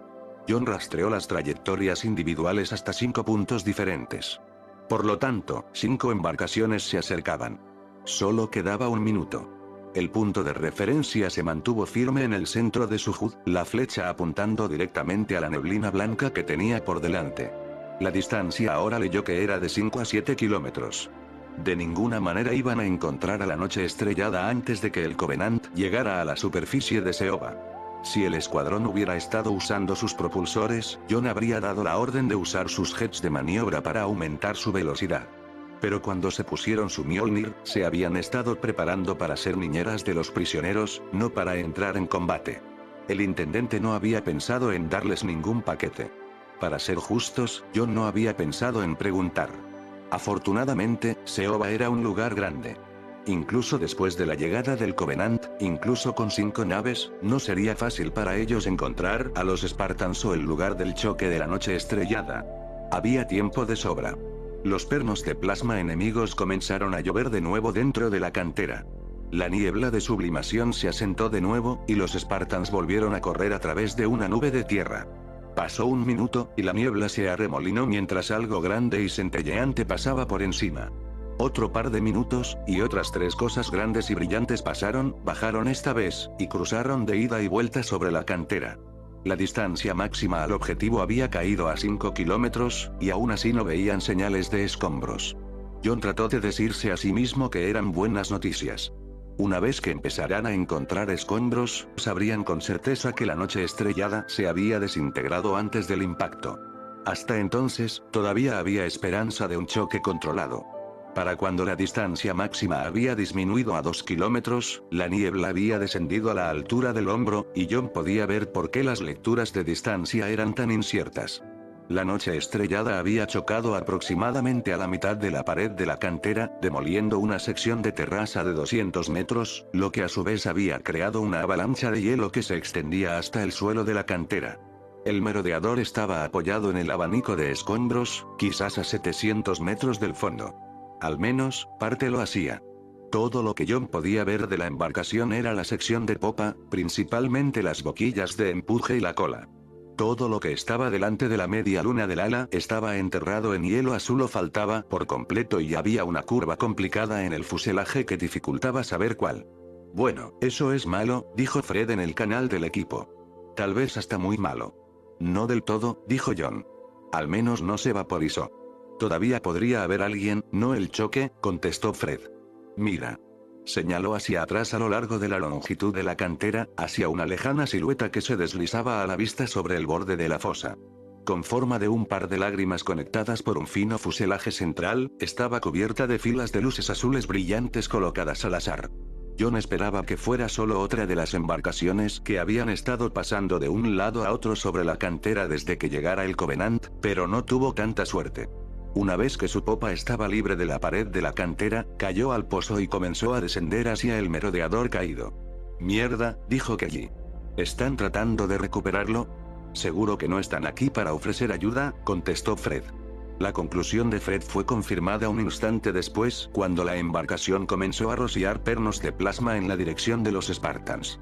Su cañón principal era más un arma de nave a nave que antipersonal, por lo que los ataques tendían a aterrizar donde los Spartans habían estado y no donde ellos estaban. Sin embargo, el telón de la niebla de sublimación se elevó rápidamente de nuevo, y una vez más el equipo se encontró persiguiendo los puntos de referencia a través de una nube centelleante de color grisáceo. John no tenía que recordarle a nadie que esquivara y cambiara de velocidad.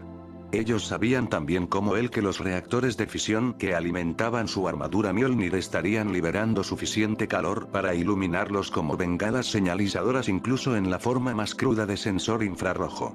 Dar a los artilleros alienígenas un vector estable sería una forma segura de ser vaporizados. Esta ya no es una misión de rescate, declaró John por el canal del escuadrón. Estaba bastante seguro de que todo el mundo sabía lo que había que hacer, pero siempre era un buen procedimiento explicar las cosas. Nuestro primer objetivo es negar la recuperación de equipamiento al enemigo. No podemos dejar que el Covenant capture ninguno de los datos de la noche estrellada. Afirmativo. El tono de Joshua era entusiasta, casi alegre. ¿Cuál es el plan? Estoy abierto a las ideas, dijo John. Pero déjame hablar con la patrulla de murciélagos. Su HUD mostraba que la distancia al blanco era de 1300 metros, por lo que calculó que aún estaban a unos 30 segundos de la base del derrame de la avalancha, y probablemente 3 o 4 veces más lejos del propio merodeador. La niebla se había levantado por encima de su cabeza, y no podía ver cuán lejos estaba la nave alienígena, pero dudaba que la embarcación del Covenant tardaría más de un minuto en llegar al lugar del choque. John abrió el canal de mando. Aquí líder azul, dijo. Tenemos un problema. Crowther estuvo en el canal al instante. Adelante. Hemos avistado a la noche estrellada, dijo. Está dañada, pero parece intacta. Buenas noticias. Negativo, dijo John. Los alienígenas también han visto eso. Una de sus embarcaciones se está moviendo para recuperarla. Crowther se quedó callado un momento y dijo, John, no puedes dejar que eso suceda. Me lo imaginaba. Lo digo en serio, dijo Crowther. Los datos de ese merodeador. La computadora de navegación por sí sola podría revelar todo, desde la ubicación de nuestros puestos de avanzada más pequeños hasta el despliegue de fuerzas de todo el UNSC. Tienes que confirmar la destrucción de todos los dispositivos de datos a bordo. ¿Está claro? Sí, señor, dijo John. ¿Así que no sería ideal tener algún tipo de capacidad de autodestrucción a bordo? Fue Mjeto quien contestó. Puedes apostar. Hay una bomba nuclear táctica Fury de 1 megatón en el compartimiento de ingeniería. Está programada para detonar automáticamente si determina que ha habido un evento catastrófico. El problema es que si hay alguien vivo a bordo, no tomará esa decisión hasta que no haya habido movimiento a bordo en 2 horas. Entonces, ¿definitivamente hay sobrevivientes? Definitivamente podría ser exagerado, dijo Mjeto. Me arriesgaría a probablemente. Podría haber otras razones por las que no cambió automático. Solo hay una forma de averiguarlo. John comprobó su distancia al objetivo 1 kilómetro. Subir hasta allí y mirar. ¿Hasta allá? Preguntó Crowther. Explícate, soldado. El merodeador está sobre un deslizamiento de avalancha, dijo John. Unos 700 metros por encima de nosotros. Va a ser difícil llegar primero. Alguien suspiró pesadamente. Entonces Crowther dijo, Comandante Mjeto, ¿no hay alguna manera de activar remotamente la autodestrucción? Claro, dijo Mjeto. El comandante del escuadrón de vuelo puede hacerlo. Pero la noche estrellada es la nave de Ascot, y ella es la comandante del escuadrón de vuelo. Otro suspiró. ¿Y si el comandante de vuelo no está disponible? Entonces es el comandante del ala, contestó Mjeto. Pero el mismo problema, ya que eso es Scott también. El último respaldo es el capitán de la punto de fuga. Un tercer suspiro. La punto de fuga estaba manteniendo posición 2 órbitas planetarias hacia afuera. Incluso a la velocidad de la luz, tomaría casi 1 hora para que una solicitud fuera enviada y la señal de retorno llegara. Crowther dijo, John, odio tener que, encontraremos una manera, señor. En el canal del equipo, alguien advirtió, ahí viene. Lanzas de fuego blanco brillante del tamaño de un dedo comenzaron a brotar a través de la niebla. Cualquier cosa que puedan hacer para mantener a las otras embarcaciones lejos de nuestras espaldas será apreciada, dijo John. Una es todo lo que podemos manejar. Eso podría ser difícil, dijo Myeto. Los merodeadores no están diseñados para ir de una nave a otra, encontraremos una manera, dijo Crowther, cortando a Myeto. Esperen instrucciones para activar manualmente la autodestrucción, no hay tiempo, dijo John. Un pequeño vehículo había aparecido en el borde de su rastreador de movimiento, y se dirigía hacia él rápidamente. Pero no hay problema. Si es una bomba nuclear, un Spartan puede detonarla. Una corriente de pernos de plasma salió volando de la niebla, un par de ellos rebotaron en la carcasa de titanio de la Mjolnir de John a la altura del pecho. Se arrojó sobre su vientre, cayendo por debajo del plano de fuego, y rodó a la izquierda. Su detector de movimiento mostró que el vehículo invisible cambiaba de rumbo para seguirlo. El fuego de plasma siguió volando por encima de su cabeza, una pista de que el conductor estaba tan ciego en la niebla como Johnny, luchando solo con instrumentos. John introdujo una granada en el lanzagranadas de su rifle de asalto y rodó 2 veces en la otra dirección, luego se puso de rodillas, listo para disparar. El vehículo apenas era visible, pero giraba en su dirección, no saliendo de la niebla, sino manifestándose en su interior como una especie de fantasma. Ya casi estaba sobre él, ancho por delante y estrecho por detrás, sin nada debajo, excepto un reluciente cojín de vacío. En su cabina, encorvado detrás del chasis al lado del vehículo, iba un enorme brute con armadura de color rojo intenso. John extendió el más 5B con un brazo y disparó el lanzador. La granada sorprendió al brute en el costado del casco y detonó en una bola blanca.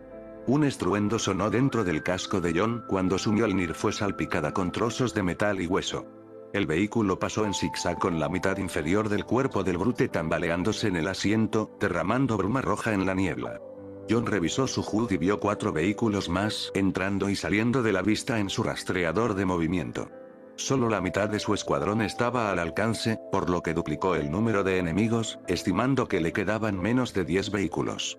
Equipos verde y dorado, eliminen al resto de esas motocicletas flotantes. Una línea de LEDs parpadeó en verde dentro de su casco. Todos los demás. Conmigo. John continuó hacia el punto de referencia en su HUD, aún corriendo. Después de una carrera de 7 kilómetros y de un encuentro cercano con otra motocicleta flotante, finalmente estaba empezando a respirar con dificultad. Y carguen sus lanzagranadas. Hubo otra línea de destellos verdes, pero Kelly dijo, John, aunque tuviéramos el alcance, sabes que estos 40 milímetros no van a rayar la armadura de un merodeador. No lo necesitarán. John comprobó la distancia al blanco y encontró el rango entre 100 y 800 metros, lo que interpretó como que estaba a 100 metros de la base de la avalancha, y otros 700 metros en subida hasta el merodeador. Lo traeremos a nosotros. Kelly se quedó en silencio un momento y finalmente dijo, o sobre nosotros. Para entonces, se habían acercado a menos de 40 metros de la avalancha, y John estaba empezando a ver débiles formas piramidales que flotaban en la niebla gris que había delante, las esquinas de los bloques de hielo que sobresalían de la corrida de la avalancha. Dio un salto volador y, en la débil gravedad de Seoba, pudo lanzarse a 10 metros del suelo de la cantera. La manta de niebla tenía solo 3 metros de grosor, así que tuvo una vista clara de la pendiente por encima durante un segundo. Casi deseó no haberlo hecho. La nave alienígena se había detenido a unos 30 metros del lugar del impacto y estaba flotando sobre la terraza adyacente, dejando caer a una patrulla de soldados equipados con trajes de vacío élites, Brutes y Jackals sobre una columna de luz azul que parecía una especie de ascensor antigravitatorio. Los elementos principales de la compañía ya estaban dando vueltas alrededor de la noche estrellada y buscando una forma de entrar. Cuando John empezó a caer, un perno de plasma más grueso que su cintura pasó en ángulo y desapareció en la niebla. Un instante después, un geyser de niebla y hielo se elevó 20 metros y se convirtió en un cono. Grase 093 gritó por el canal del escuadrón, y de repente se quedó en silencio, y Joshua ordenó, Daisy, toma, la tengo. Para entonces, John estaba comenzando su arco descendente. Levantó la vista y vislumbró una segunda embarcación del Covenant que se deslizaba sobre el borde de la cantera, el punto azul de un nuevo ataque de plasma ya latía en el hocico de su cañón de proa. Verde y dorado, prepárense para más vehículos. John cambió al canal de mando. Comandante Myeto, ¿qué tal ese apoyo? Tenemos un segundo bandido disparándonos y más en camino. Preparándolos ahora, dijo Myeto. No te preocupes. Por favor, déjete decir eso, señor. John se hundió de nuevo en la niebla. Otro perno pasó por encima de su cabeza, y el canal del equipo crujió con estática cuando alguien se desconectó. Y date prisa. Estamos teniendo bajas aquí abajo. John esquivó hasta el pie de la avalancha y se arrodilló en el hielo, luego apuntó su lanzagranadas hacia arriba por la pendiente y regresó al canal del equipo. Disparo masivo de granadas, dijo. Alcance máximo, justo debajo de la noche estrellada. John, espera. Exclamó Fred. Eso podría traer toda la pendiente, a la una, dijo John. 2, 1, lanzó su granada, y una fila de LEDs parpadeó en verde cuando los otros Spartans reconocieron sus propios lanzamientos. La volea aún estaba en vuelo cuando la pendiente desapareció en un parpadeo plateado. Tomó un momento registrar que el destello había sido un golpe de plasma que aterrizó a un par de metros de distancia. John sintió un suave temblor en las suelas de sus botas, y de repente una pared de hielo se elevó ante él, llena de losas que caían y de nieve agitada.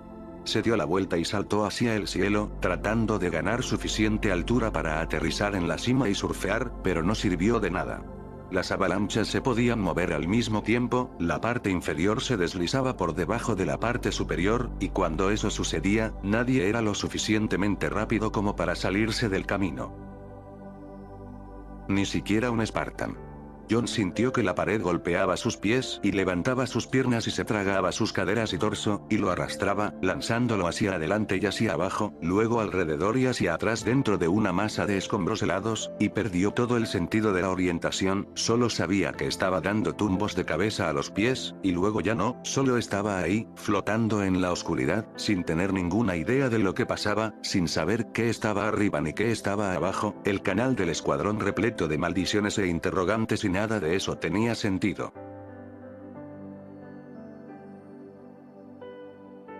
Capítulo 15. 0909 horas, 19 de marzo de 2526, calendario militar. Piso de la cantera de hielo de Seoba. Luna Seoba, sistema planetario de Vico, sistema Colacoa. Los informes de estado comenzaron a desplazarse por el HUD de John a medida que la computadora de a bordo de la Mjolnir, sintiendo su desesperación por saber hasta qué punto la avalancha había diezmado el escuadrón, comenzó a consultar a sus contrapartes de las demás unidades Mjolnir. Naomi 010 y Solomon 069 fueron clasificados como incapacitados. 4 Spartans más, incluyendo a John mismo, fueron clasificados como inmovilizados probablemente porque estaban atrapados bajo toneladas de nieve y hielo. Pero todavía no había nadie muerto en combate, y eso dejaba a la mitad del equipo disponible para la acción inmediata. Hijo de P, dijo Fred. La avalancha no era lo suficientemente profunda como para bloquear las comunicaciones, por lo que la voz de Fred era tan clara como si John hubiera estado a su lado en lugar de estar enterrado en algún lugar debajo de él. Funcionó. Por funcionó, John asumió que Fred se refería a que la avalancha había llevado a la noche estrellada al suelo de la cantera. Entonces no te quedes ahí hablando del tema, dijo. Ahora estás al mando. Sube a bordo y vuélala. ¿Qué hay de los sobrevivientes? Preguntó Fred. Rescátalos si es posible. John cambió al canal de mando para poder reportarse a Crowther y Myeto. Elementos del escuadrón abordando el objetivo ahora. ¿Dónde está nuestro apoyo? En camino, dijo Myeto. No te preocupes. Ni siquiera saben que estamos aquí. No te preocupes, todavía. John tuvo que luchar para no gritar. Señor, quiero que sepan que usted está allí. Necesita quitarlos, estaremos allí pronto. Crowther no parecía tan seguro como le hubiera gustado a John. Espera un momento. Tengo un plan, añadió Myeto.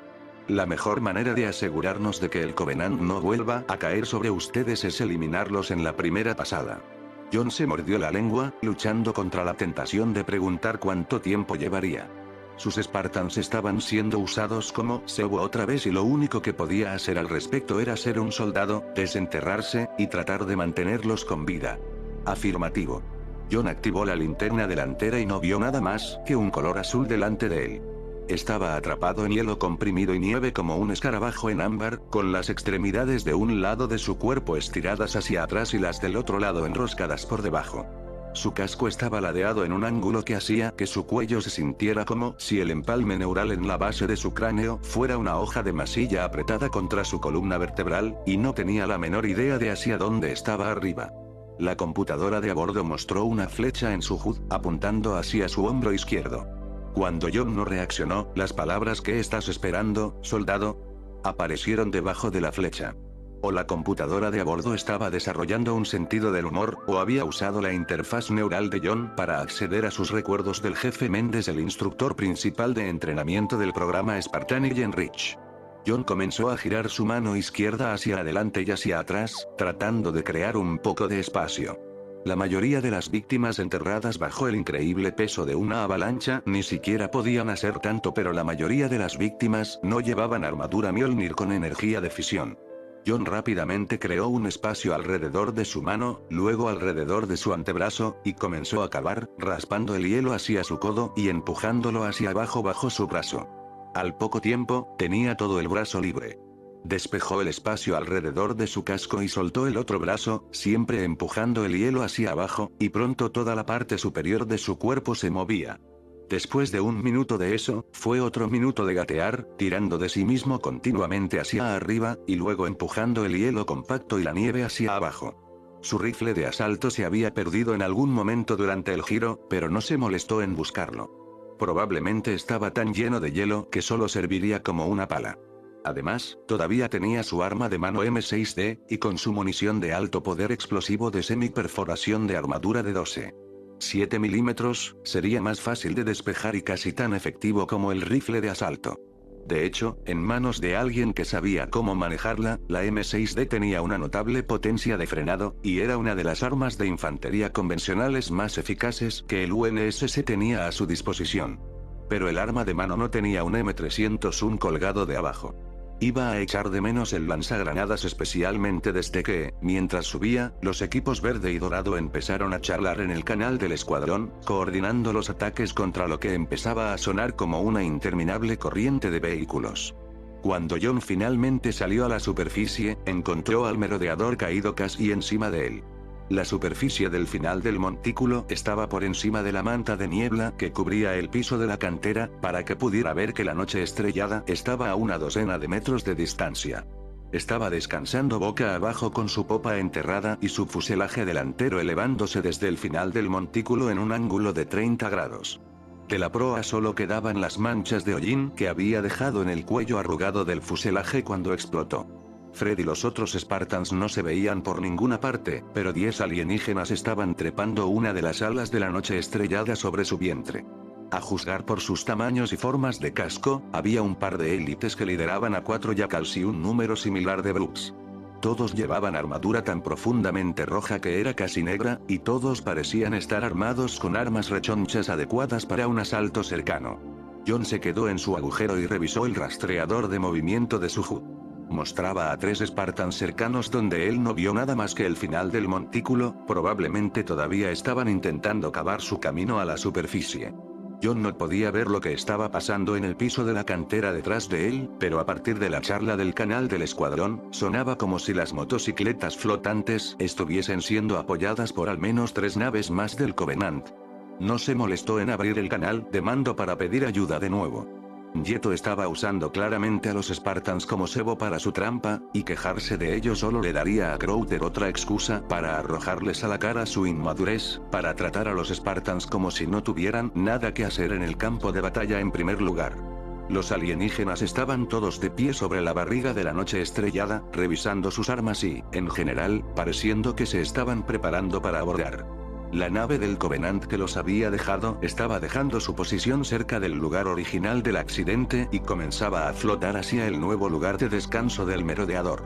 Fred, ¿estás a bordo de la noche estrellada? Afirmativo, llegó la respuesta. Y nunca adivinarás quién, espera, dijo John. Un par de jackals comenzaron a subir el fuselaje de la noche hacia el cuello arrugado, sin duda con la intención de entrar en la embarcación a través de la abertura en el extremo. ¿Cuál es el estado de la autodestrucción? Armado en forma manual ahora, dijo Linda 058. Es una Fury, así que los códigos tardan un poco. Tómate tu tiempo, dijo John. Fred, ¿cuál es tu fuerza? 3 Spartans, 4 sobrevivientes ODST y el sargento Johnson, informó Fred. Que sea medio Johnson. Su campana ha sonado muy fuerte. Mi campana está bien, si alguien deja de tocarla. Problemas de habla y audición. Johnson definitivamente tenía una conmoción cerebral. ¿Y puedo seguir llamando a la tuya? Mejor le quitamos las granadas, dijo John. Pero que se quede con las armas de fuego. Tienes a 10 hostiles abordando ahora por la brecha delantera, con más en camino. ¿Abordando ahora? Linda hizo eco. ¿Y me dices que me tome mi tiempo? No quería presionarte, dijo John. Avísame cuando esté armada. Pronto, dijo Linda. ¿Qué retraso del temporizador quieres? 2 segundos más de lo que necesiten para salir de allí, dijo John. Esto va a estar cerca. Danos 30 segundos, dijo Fred. Saldremos vía cápsula de escape. John lo aprobó. Debido a que SEOVA solo tenía una atmósfera residual, la onda de choque de un dispositivo termonuclear Fury de 1 megatón apenas se notaría a medio kilómetro de distancia, y tanto la armadura Mjolnir de los Spartans como las de asalto espacial de los ODST ya estaban blindadas contra pulsos electromagnéticos. Así que solo tendrían que preocuparse por la ráfaga de calor, que podría evitarse simplemente escondiéndose detrás de algo. Cuanto más lejos, mejor, por supuesto. De acuerdo, dijo John. Dejen que los 2 primeros alienígenas aborden sin oposición, son exploradores. Entendido, contestó Fred. Atraparemos a los otros en un fuego cruzado en cuanto entre el último. Afirmativo, dijo Fred. ¿Qué hay de mí? Preguntó Johnson. ¿Cuál es mi asignación? Vigilar la cápsula de escape, dijo Fred. No podemos permitir que los alienígenas la roben. Nada va a pasar por encima de mí, dijo Johnson. Oye, ¿dónde está la cápsula? En el techo, dijo Malcolm 059. Se suponía que iba a estar en el suelo de la cantera luchando contra los vehículos con el resto del equipo verde, pero John no se iba a preocupar por ello. El escuadrón estaba bien metido en el plan J, simplemente hacer algo parte de la batalla. Estamos al revés, ¿recuerdas? Oh, cierto, dijo Johnson. Genial. Lo que era algo que Johnson no diría. Claramente, la campana del sargento seguía sonando. Los 2 exploradores Jackal desaparecieron en la noche estrellada. Cuando nada estalló, los 2 élites subieron el fuselaje con los 4 Brutes a su paso. Los 2 últimos Jackals se quedaron atrás, agachados sobre el vientre del merodeador para actuar como retaguardia. John estaba a punto de avisar a Fred de la situación cuando una serie de destellos estroboscópicos cayeron desde arriba, iluminando el trayecto de la avalancha y el final del montículo y todo lo demás en una luz anaranjada parpadeante. Miró hacia atrás para ver un par de gigantescas bolas de fuego floreciendo sobre la cantera, y otra embarcación del Covenant volviéndose para huir con 3 merodeadores en su cola, aún disparando misiles contra sus escudos de energía. Yeto había disparado su trampa, y ahora su jubilosa voz llenaba el canal de mando. 2 derribados. Los otros están huyendo. No te preocupes ahora, John. Si usted lo dice, comandante. John miró hacia atrás a lo largo del recorrido de la avalancha y no se sorprendió en absoluto al ver que el ataque de Mjeto solo había empeorado la situación en la superficie. Los élites movían la última de sus patrullas por el cuello de la noche estrellada, y la embarcación alienígena se movía a su posición sobre el merodeador, como si se preparara para dejar caer algún tipo de dispositivo de recuperación. Pero manténgase fuera del canal por el momento, señor. Estamos ocupados aquí abajo. John cambió al canal del escuadrón, y luego dijo, Fred, una nueva situación aquí. Están todos abordando ahora. Haz lo que puedas para repelerlos. Entendido. Casi instantáneamente, una columna de llamas surgió del cuello del merodeador, lanzando a un brute como una bala de cañón y dejando a otro colgando a medio camino de la abertura. Humo y neblina roja salían de su armadura rota. Los 2 élites se inclinaron y llegaron hasta el final del fuselaje, tratando de agarrar el cuerpo de su compañero y liberarlo. John salió de su hoyo y comenzó a cruzar el final del montículo, sus botas hundiéndose hasta los tobillos a cada paso. La nave del Covenant estaba flotando en su lugar ahora, su popa a unos 100 metros directamente sobre el merodeador. Las hojas de una enorme escotilla de iris se retraían en el casco, revelando un interior bañado en luz azul fría. John realmente deseaba tener su lanzagranadas, pero como no lo tenía, levantó su arma M6D y abrió fuego contra el élite que parecía estar a cargo. La primera bala se desvió, creando un resplandor dorado alrededor de su escudo de energía personal. Ambos élites rodaron fuera de la noche estrellada y partieron en su dirección, activando un par de lo que parecían ser espadas de energía, de color rojo sangre y más largas que sus brazos. John dio un paso a la derecha, era imposible saltar en la superficie blanda del desprendimiento y se colocó de manera que sus enemigos estuvieran colocados uno detrás del otro. Continuó disparando al mismo élite.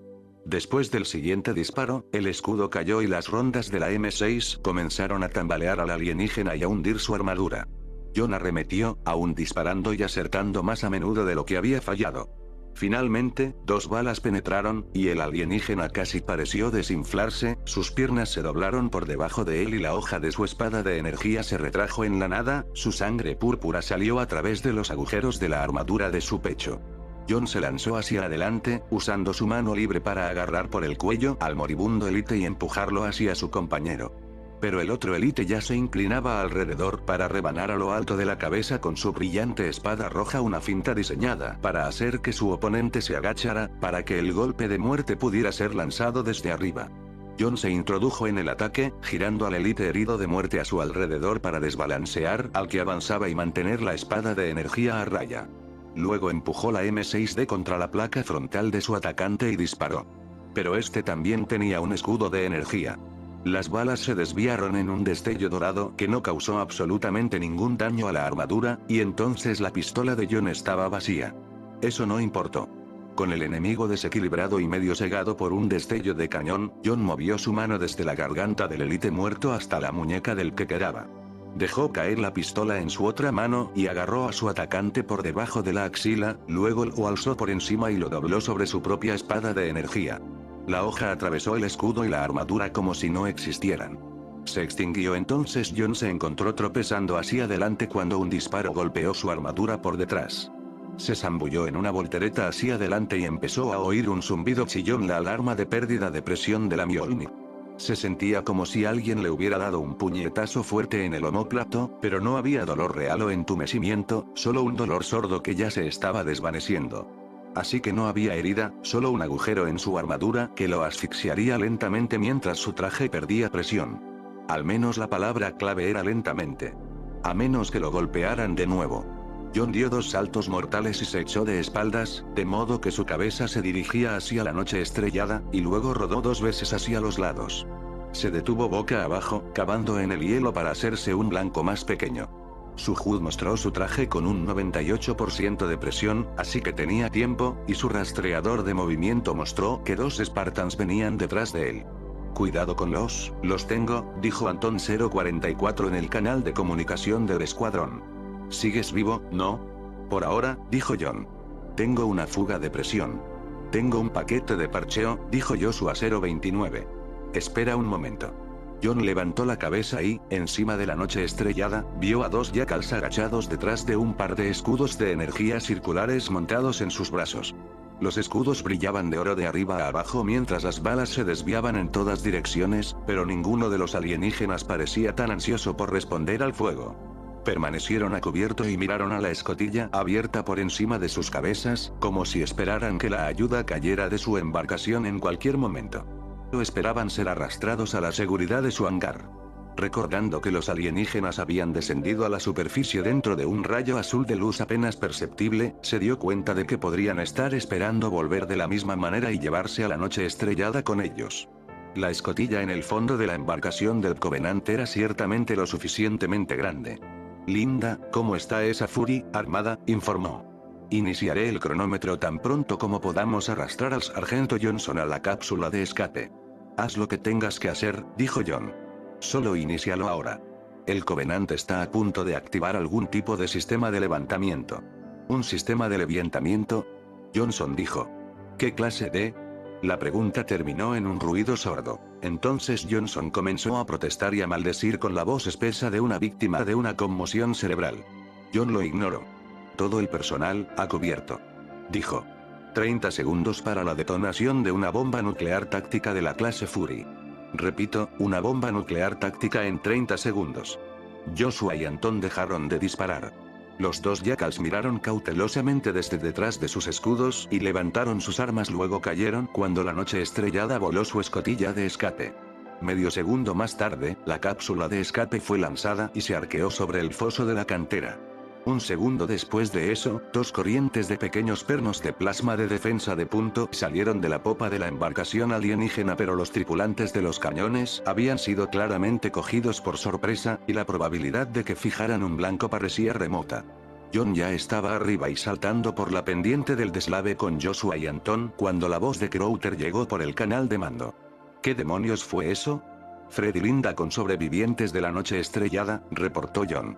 Atención, detonación de autodestrucción en 25 segundos. Gracias por la advertencia. El tono de Mieto era de queja. A ver si puedes hacerlo un poco más rápido la próxima vez. Afirmativo, dijo John. Y agradecemos todo el apoyo de fuego. Oye, lo saqué de, basta de charla, dijo Crowther. John, bajaremos a recuperar tu escuadrón tan pronto como el pen se despeje. Buen trabajo. Crowther cerró el canal sin dar a Mieto la oportunidad de hacer más comentarios. John no sabía muy bien qué hacer con el intercambio con los dos comandantes, pero lo averiguaría más tarde suponiendo que despejara el campo de seguridad de medio kilómetro antes de que estallara la Fury. Miró hacia atrás, hacia la noche estrellada. El merodeador estaba en medio de una columna de luz azul pálido, cubierto por un brillante velo de cristales de hielo y temblando casi imperceptiblemente mientras era liberado de la nieve y el hielo. Entonces John y sus compañeros llegaron al fondo del deslave, cayeron en el manto de niebla de sublimación, y comenzaron a cruzar el piso de la cantera a toda velocidad. No quería distraer al escuadrón pidiendo una cuenta atrás, pero su rastreador de movimiento mostraba a 5 Spartans huyendo en la misma dirección. Contando los dos que estaban con él y los dos que habían subido a la cápsula de escape con Fred, esos eran todos menos uno del escuadrón. Con suerte, no perdería a ninguno. La silueta gris de una motocicleta flotante del Covenant en estado ruinoso emergió de la niebla que se avecinaba, y un momento después su computadora de a bordo mostró una cuenta atrás amarilla de 5 segundos en el HUD. 4, 3 John y sus compañeros saltaron sobre el vehículo y se agacharon detrás de él. El conteo en su HUD llegó a 1. Los altavoces de su casco crepitaron con estática, y la cantera se volvió tan brillante como el destello de un cañón. El vehículo se mecía levemente y la niebla se despejaba, arrastrada por la sombra de una onda expansiva que la atmósfera residual de Seoba podía soportar. John se levantó, y luego miró hacia atrás, hacia una ondulante pared de vapor donde el deslave había estado un momento antes. Estaba contento de ver las grandes figuras de varios Spartans, primero 3, luego 4, luego los 5 que había visto en su HUD antes que salían de la nube, tropezando y zigzagueando, pero que aún estaban de pie. Sus Mjolnir estaban protegidas del pen liberado por las armas nucleares, y la falta de atmósfera los había protegido de cualquier efecto de onda expansiva. Pero si hubieran estado lo suficientemente cerca de la detonación, su armadura podría haber sufrido algún daño por calor, y si el escudo se hubiera roto, los propios Spartans podrían haber sufrido incluso algún tipo de envenenamiento por radiación. Pero no tenía sentido imaginar lo peor, no sabría todos los efectos hasta que volvieran a la enfermería del punto de fuga y se sometieran a un chequeo. El último Spartan salió tambaleándose de la niebla y corrió tras los demás. Dando tumbos por los muros aterrazados de la cantera detrás de ellos, dejando equipos y cuerpos esparcidos a su paso, estaba la mitad delantera de la embarcación en ruinas del Covenant. La noche estrellada no se había ido sola. La estática en los altavoces del casco de John dio paso al chirrido agudo de una alerta de presión. Luego su HUD volvió a la vida, mostrando el mensaje urgente de que la presión de su traje había caído por debajo del 80%. Se volvió hacia Joshua y enganchó un pulgar hacia su omóplato. «Parchéame», dijo en el canal del escuadrón. «Necesito revisar a mi escuadrón».